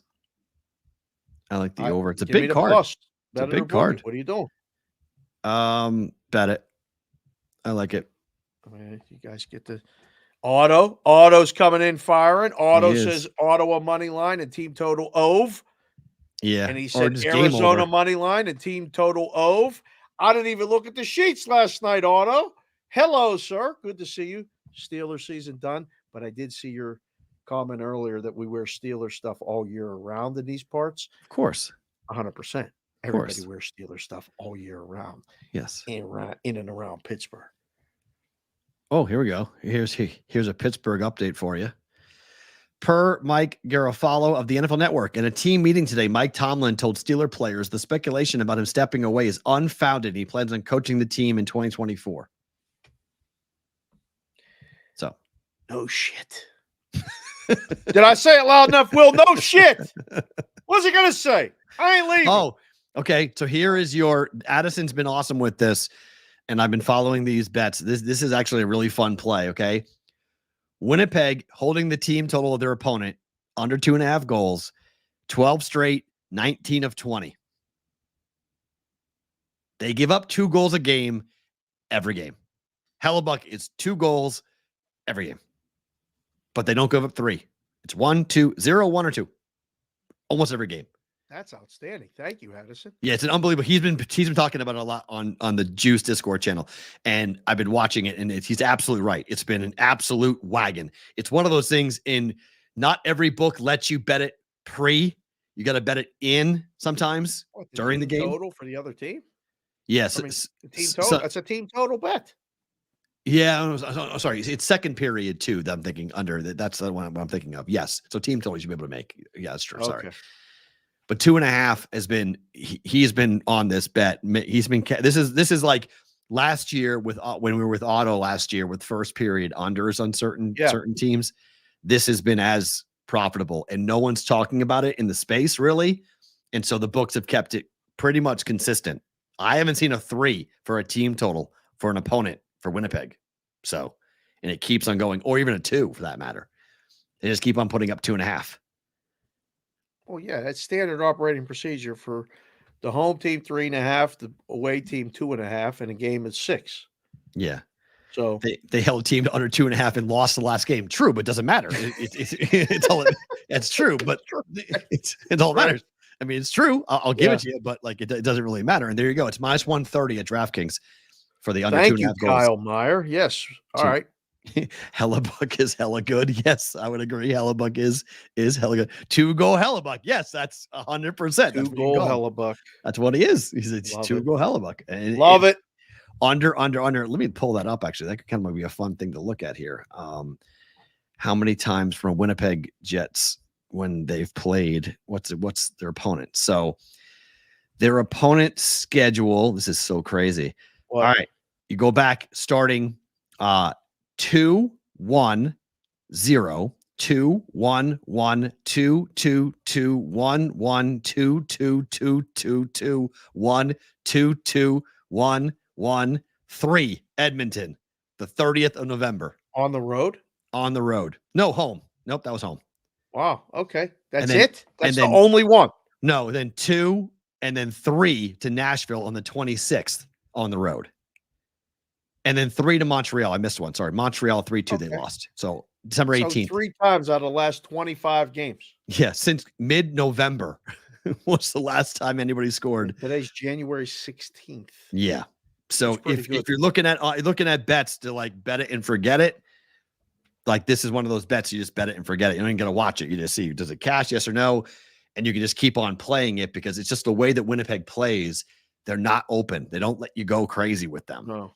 So, and Hellebuck has been, I mean, he's the Vezina Trophy favorite for a reason.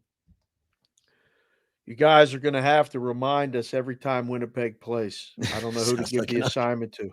Yeah. Sounds like under 2.5, LOL. Don't laugh, Whitrock. That's serious stuff. Yeah, just don't laugh. There it is. Everybody. Now, I can't wait. I cannot wait to see which show does it first. Oh, because Addison's, I've kept it quiet because it's Addison's trend. So I didn't want to, he's the one that pointed it out. And he has like this running thing going that whenever it cashes, he just puts on another great, kind of like what Otto does, but he does it his own way. He does it on the Betting Pros Discord channel, and he's in the NHL channel. And like people have been trailing him like crazy. and he'll tag me once in a while, so I'll like stumble in there. And I saw it when it was like 12 straight. He's like 12 straight. And I'm like, holy crap. So whenever I've remembered it, I've bet it just because it's pops in like, oh, okay, I want to bet it. That was 8 games ago. Like it keeps on going and going and going. So eventually we'll probably see it on the NHL Network this week. Oh, no, 2. It's coming up. 2s are coming up. I'm telling you, you're going to see books start to go to 2. If this, I've been hesitant to talk about it. The Winnipeg Jets opponent team total is not really bet a lot. I don't think you'll see, but it might be. About it. Well, I mean, listen, we'll see the power of the show. 1, the BBB Brigade. 2, and who is using our content for their own purposes. And without saying you're giving us credit, they can go on with these gigantic platforms or megaphones and say whatever it is they want. We'll say, hey, we've discovered this unbelievable trend. 19 of the last 20. Look at that. He got it early at -108. There you go. See, that's what I mean. The numbers not being adjusted. It's an auto populated market. They just take it. The formula is easy. When it's 6 at home teams 3.5, away teams 2.5. So every time Winnipeg's at home, you're probably going to get to 2.5. I wouldn't bet. Sorry, I missed it. It moved on me. I wouldn't bet 3. I mean, I wouldn't lay the juice on that. That's expensive. You're probably safe at 2.5, and if you lose, you lose. I mean, that's expensive juice to only push. Yeah, I don't. You know, I mean, if you don't want to, right? You think you're going to score 4? Like, it gives you the push option, but it's still, I don't know. That seems to be not. That seems overly aggressive. I don't think you need to do that. I think 2.5. If you lose, you lose it. So what? Vinny Kolowinski says it's -115 at PointsBet in Indiana. That's good. Offshore's got -120. We got guys in all these states, and I can just see them. We can line shop right here.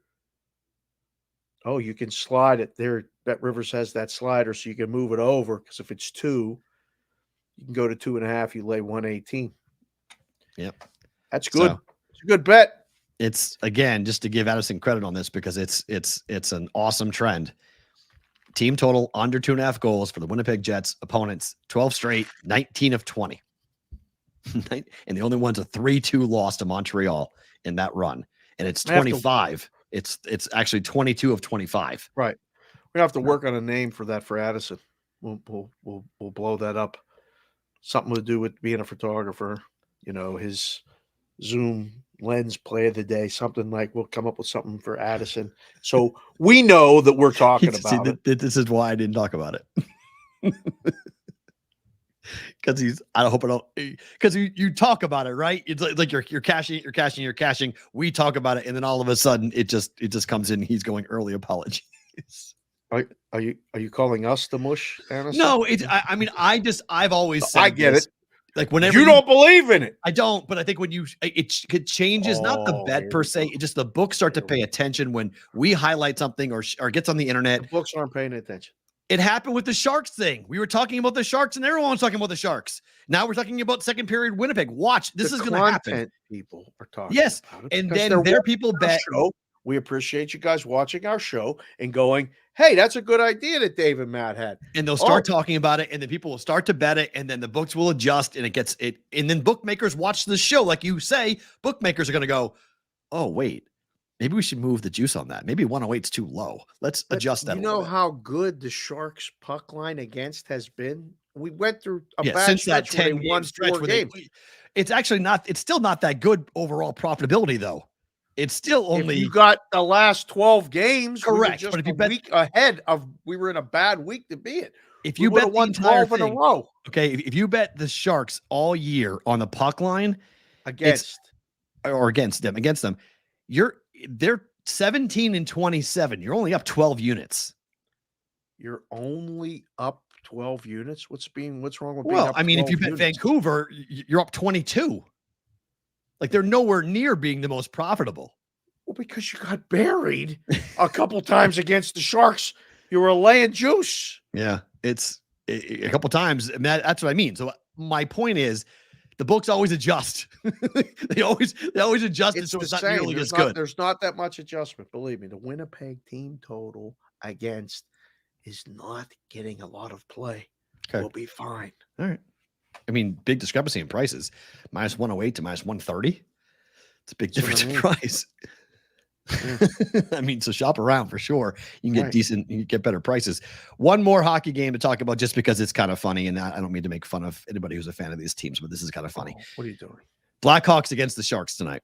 Oh, 31st place Blackhawks against the 32nd place Sharks. Blackhawks are losers of 14 of the last 17. Oh. Sharks are losers of the last 13 of 14. Oh.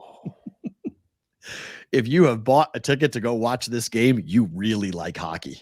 What if you bet this game? You really like hockey. If you're if you're at Bet that this game, you can if you want to, sure.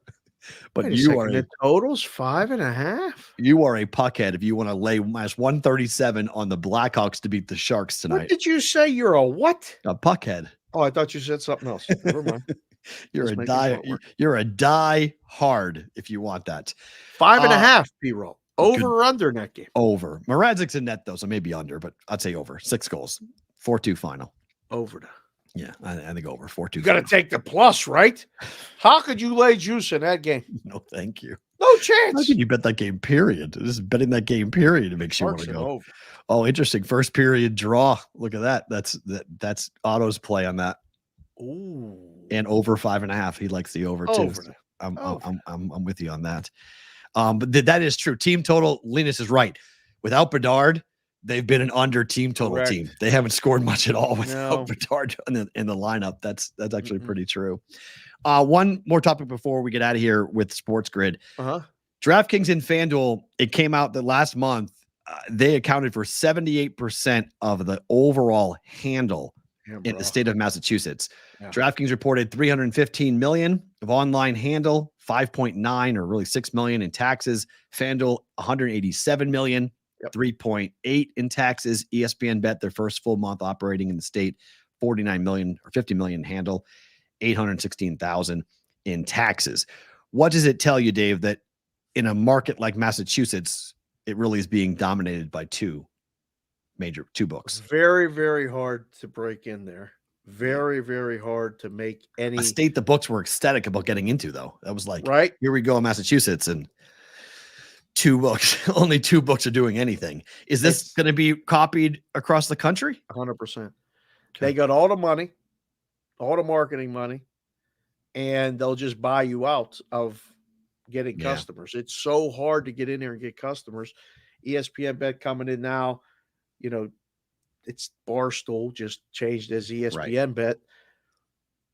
They got their hands full trying to get into that percentage. Now, there's still 20% of that market left. If you can get 15 of that 20% left, it's a viable business.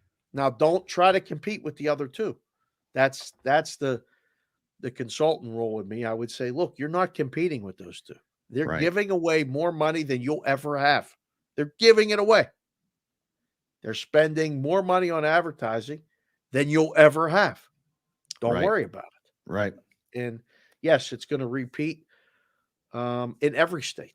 And it's going to start to separate. 2024 is going to start to separate. People are going to make decisions like, WinBet made. We're closed. We're out.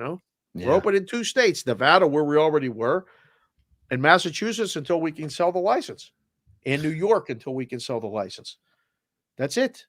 So I don't know. I thought it was interesting. It didn't surprise you at all, did it? It didn't, but the fact that Caesars and MGM weren't even like a conversation, the fact that they have MGM has been in Massachusetts for years with the property in Springfield. Now I get it. It's Western Massachusetts. The population is completely different. Everything happens in Boston now, but MGM has had a presence on media for a long time in Massachusetts, and they weren't competitive in the state at all. So that was the only eye opener to me. I knew Caesars would have a tough time of it. ESPN Bet coming in, flipping Barstool over. That makes sense why they would be the third in the state. But I was surprised that there wasn't a bigger handle for MGM. Right. I thought there would be a bigger handle for MGM in Massachusetts. So it's hard to believe 6%. They have a property. They have a physical property in the state. They have a casino in the property in the state. 95%. I believe it was 95 or 97% of the handle in Massachusetts is on the app. Yeah, no one wants to. No, It's not even, if you want to gamble, you go gamble in person, you go to Win, and you go to Encore. That's it. Kind of it. That's the only place you're going to gamble in person. People, I mean, look what happened at Foxwoods. I mean, they're all fighting over the same people again. People from New York coming up to Western Mass. It's hard business. It's a hard sled right now for those out. If you're not in a major metropolitan area, it's difficult to be a casino in New England right now. It's just a different time. Sure. You guys on Sports Grid, you guys are on Sirius XM. We're going to have a replay of a best of tomorrow. Dave is traveling. We're back with the full show Thursday and Friday like normal, but tomorrow we won't be here. Same thing for you guys who are watching live. But if you are watching live, you guys get us for some more time on YouTube and on Twitter. We call this time bonus time.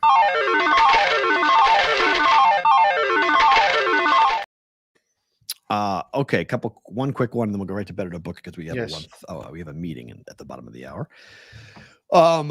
Thanks for reminding me. Very good. I wonder thank God you keep it on the rails. I have complete chaos happening. I thought I had to make an errand run, and I'm not going anywhere. See, I disagree with it. I would love to see ESPN fail. I disagree. I don't want to see anyone fail. I don't want to see anybody fail. I don't want to see ESPN bet fail. I don't want to see anybody fail. They're a lightning rod right now. There's a lot of people that don't like what's going on, that think they're doing certain things. There's other people that are, diehard. I can't speak for the sports book, but I'm telling you, what does that say? Photos of the creamsicle gear at Philly Airport is a must. You have the balls to do that? Maybe. I agree, Otto. We need as many outs as possible. Amen. Totally agree with you. I don't want anyone in the business to fail. I don't want ESPN to fail. No, I don't want to see any book suffer. I don't want to see any book fail. They're in business. They're taking bets, whether they're really taking bets or not. I don't want to see anybody fail. It's bad for the industry. If it helps, we do need outs. But we can't run fake books either. That's bad for the industry too. Fair. And incorporating it and making it completely normal into regular people's lives with all the other stuff that a lot of things could go bad. Nobody's talking about that. They're putting it too much, and they're having people talk about it that don't understand it. It's tough to watch. I see these commercials now and parlays and all this other stuff, and I'm like, it's just a piece of paper and a script to the person reading it. Did you see, by the way, what they're doing now? I don't mean to call out Caesars. Do you see what they're calling super parlays now? Have you seen this? I have not. They're taking the pre-populated parlay, and if you put it with another pre-populated parlay, and you combine it, they're calling it a super parlay, and they give you extra juice on it. Really? It's a super parlay boost. I was like, are we seriously doing this? Not only is one of these pre-populated things bad, you're going to take the second pre-populated one and combine them two to make one play, and they're going to give you an incentive to do it by giving you better odds, thinking that like, oh, this is easy. I don't have to do anything. I just take that and that, combine the two, and I got my bet. Oh my God. I used to sit in the room when I got back from West Virginia, I kept saying, we need to offer them if they do a 4-game parlay or more and go over, double their money, pay them 2-1. And the guys were like, what are you talking about? I'm like, you guys come in here and cry every day, every single day that we need more parlay business, but you won't go get it. I said, give the people a reason to do the parlays in town. So if you go over on a 4-gamer, you get 2-1. If you go over on a 5-game parlay, guess what? You get 5-1. Wow. I said, what's the difference? I said, it's just as hard to go 0 for 5. I said, true. And they can laugh and say, geez, if I go 0 for at this joint, I get my money back times 2, times 5, multiply it up. Half the parlay, whatever it pays. If a 6-teamer pays 45-1, give them 20-1 to go over. Well, you know what they're going to do. They're going to round robin and this and that. Of course I know what they're going to do. But you're good with it. Still got to do it. We'll monitor it. You guys want to drive handle. And now everybody's doing it. And we're in the industry going, what the fuck did we do? Why are we doing this? We're telling people to do the parlays. They're telling them they should do it. It's hard, right? Yeah. So here's a quick story though, just to stay on time here for a second. You're the one who made me aware, and I remember we talked about this. I don't know, maybe about like one of our second or third conversations ever on the air, talking about the excise tax that when you win a sports bet, you get taxed at the window on the excise tax. Like I didn't realize that. I was like, wait a minute, you're taxed right away. Like, yeah, you're taxed right away. It happened to me with the damn. And I asked, where'd the money go? Like, where's the money go? And everyone kind of goes, well, it goes to the government. Yeah, but what do they do with it?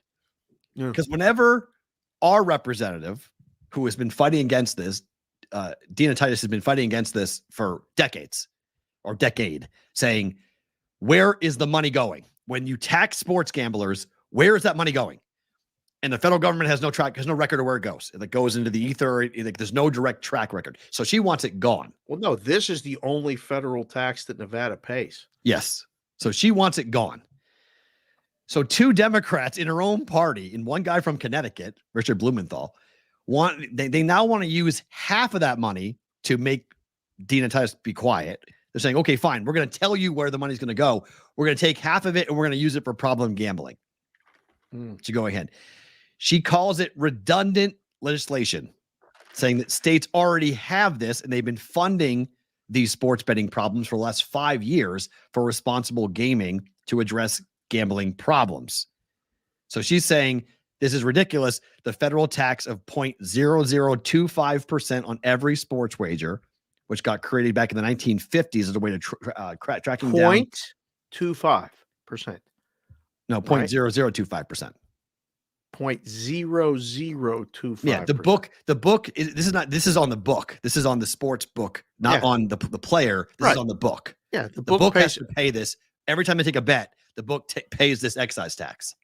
Yeah, so it's for $100. It's 2.5 cents. Yes. So, but it's not based upon the actual dollar amount. It's based upon the whole handle basically. It's not individual. So for every $100, it's So 2.5 cents. So you get hit on it. Nothing. It's nothing, but it still adds up to being a pretty good amount of money. Yeah, but it's a joke compared to any other tax in any other state. There's no other tax. Right, but bookmakers paid $22 million in this in 2022. Yeah. I mean, it adds up. Easy. That's adds up. That's nothing. Well, I mean, okay, it might be nothing, but that money could be gone back into the pockets of bookmakers. That money could be kept by the books. They got a deal because nobody thought back then that they would even work. Yeah, that was probably the handshake deal 50 years ago. Whenever that was made, they had to pay a tax. Okay, charge them 0.25%. Yes, right. Yes.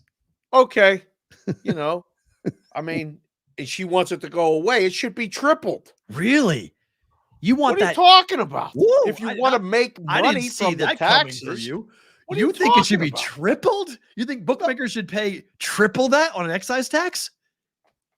Who's making the money? We don't know. That's the problem. The government won't say. She asks all the time. She tries to go and get the records, and the government won't give it to her. We don't know where that money goes. That money goes, woo! That's a Fugazi number. It's one of the crazier things. You're the one who told me this. It's a Fugazi number. No one knows where the money goes. They tax it, they take it, and when anybody raises their hand and says, "Hey, where's that money going?" They're like, I don't know. Don't know. Don't know. So the bookmakers, what are you taxing the bookmakers for? Well, why are they paying an excise tax? You're right. This is the only federal tax that bookmakers pay. Yeah.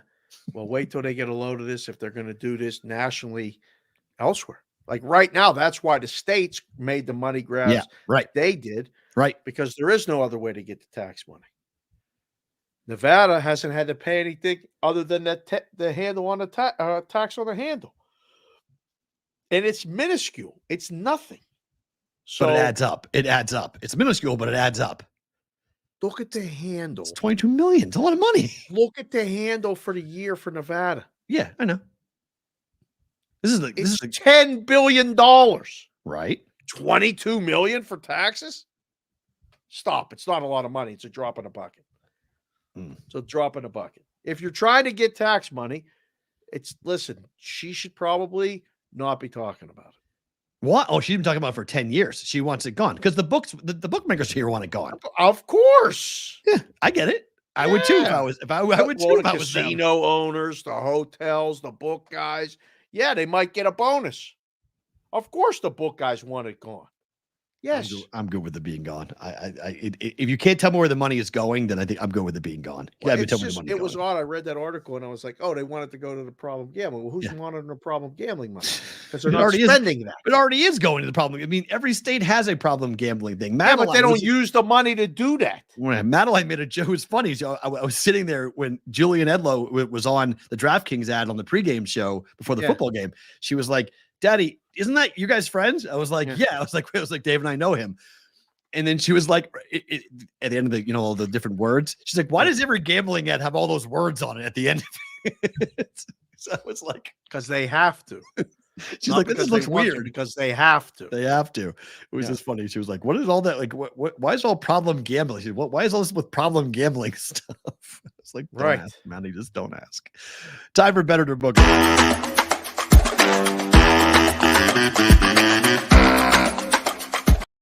All right, we'll roll here. Here is the trend. 4 games. If you missed the show yesterday, here is the trend I am betting in college basketball today. I'm testing this theory. Conference play. Teams who have lost a road game in conference who are now back at home in conference as home dogs. Kansas State plus 1.5 against Baylor. This game is now a pick. K-State. Mm-hmm.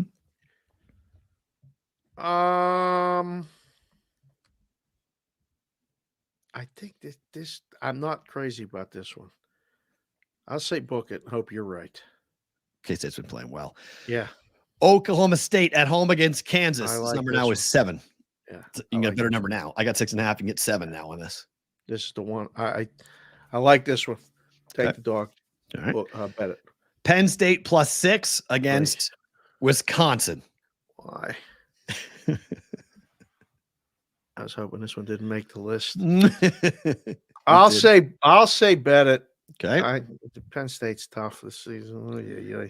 And then this number is going all over the place. Arkansas plus 6.5 against Texas A&M. Plus 6.5. Is that right? Yep. At home. Yep. Arkansas's lost 4. It's what? It's Texas A&M minus 3. Hold on. I'm sorry. So no, I got 2.5. Sorry. Wrong number. 2.5. 2.5. I was gonna say. I wrote the same number as Oklahoma State. Sorry. Okay. 2.5. All right. I was gonna say, it's up to 3. Trouble here. No, 2.5.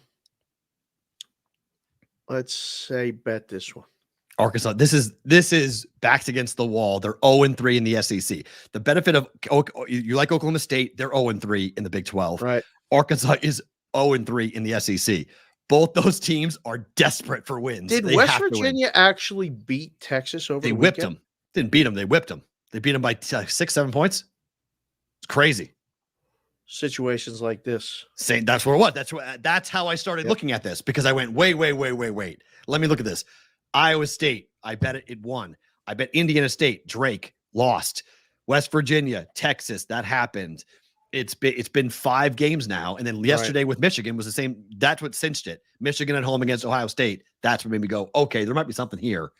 Let's play it for a day. Let's just test the theory for a day. Right. Here are 4 games in which we found this trend. Let's see what happens. If I go 3-1, I'll be happy. Right. So that's the thing. No super chats today, so we can go right to favorite thing about today.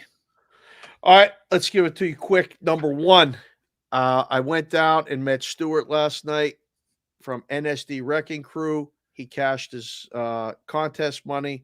He said to say thanks to the Brigade Proxy Service, me and you, the show. He loves it. I met a music/record producer who was friends with him, who has a studio in New York City, who we're going to talk about a bunch of things. I said, watch the show. So hopefully, what's up? He's watching the show. Doug, if you're watching the show, thank you. But that was number 1. and I wore the Lion stuff, and Stuart was very happy. And he said, if we even have an inkling of going to Detroit to do anything, he's got us covered. And when Stuart says it, I believe it. All right. So wanted to put that out there, number one. Okay.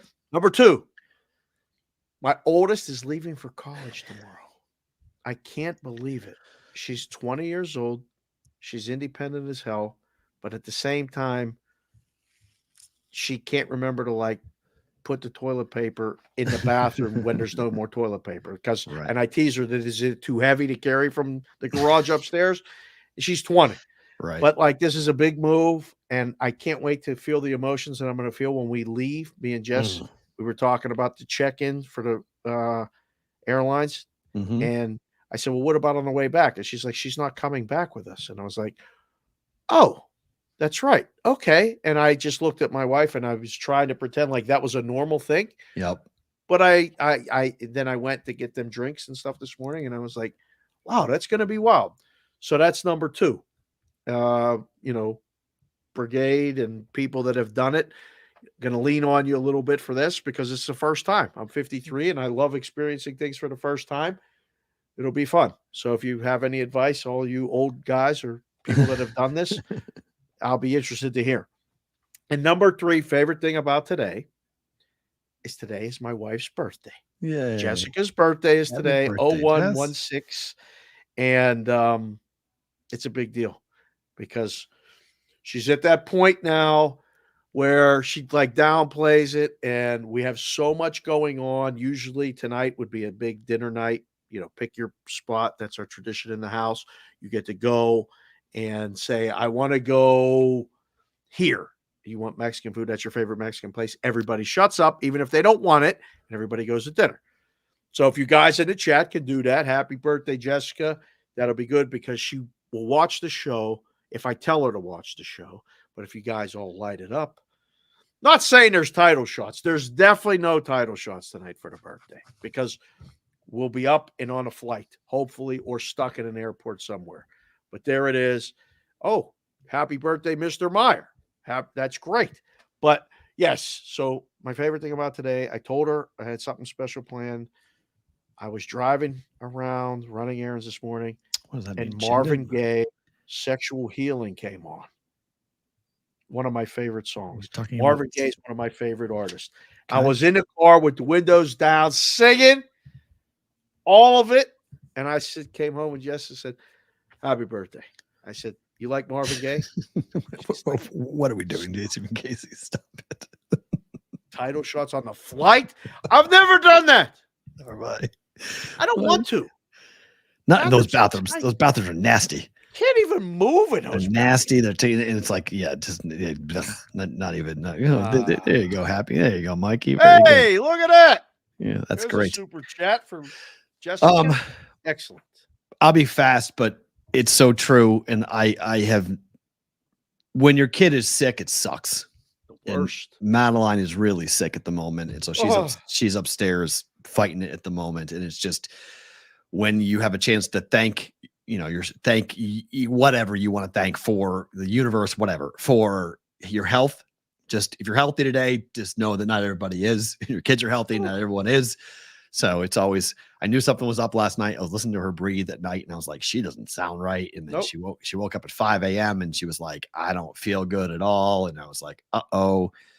So yeah, so she's fighting it for the week and I got to start school tomorrow. And I don't know if I'm doing that. So I got to figure that out in a little while, but I forgot one more thing. Yeah. I spent your daughter's the morning in one of the errands. Yeah. Was lining up boxes. All of the hats that were created over the weekend went out this morning. They did. So those of you that have been contacted know who you are. Be on the lookout for all of the hats, the hats that have gone out. And please, if you get one, if you could take a picture of you in the hat or at least the hat at a location. We'll retweet tag it. the show, tag me and Matt on Twitter. He's at Sports Talk Matt. I'm at Sports BK Consig.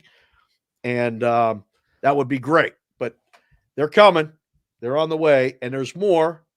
I'll tell you about it after we get off. I had another text meeting this morning about some other stuff. So okay, very good. Thank you guys. Remember, no show tomorrow. Okay, we're off tomorrow, back Thursday, Friday. We don't know time yet, so be on the Discord channel, bvbshow.com. Come and join that, and you can know when we're going to go live on Thursday and Friday and what the lineup's going to be, but we will be on Thursday. We will be on Friday coming up with those things, so looking forward to all of that. Dave will be on the East Coast. I will be back here in Las Vegas. We're going to flip-flop. I was there. He was here. So now we're flipping. He's going to go do that. No show tomorrow. Talk to you on Thursday for a new episode of BVB.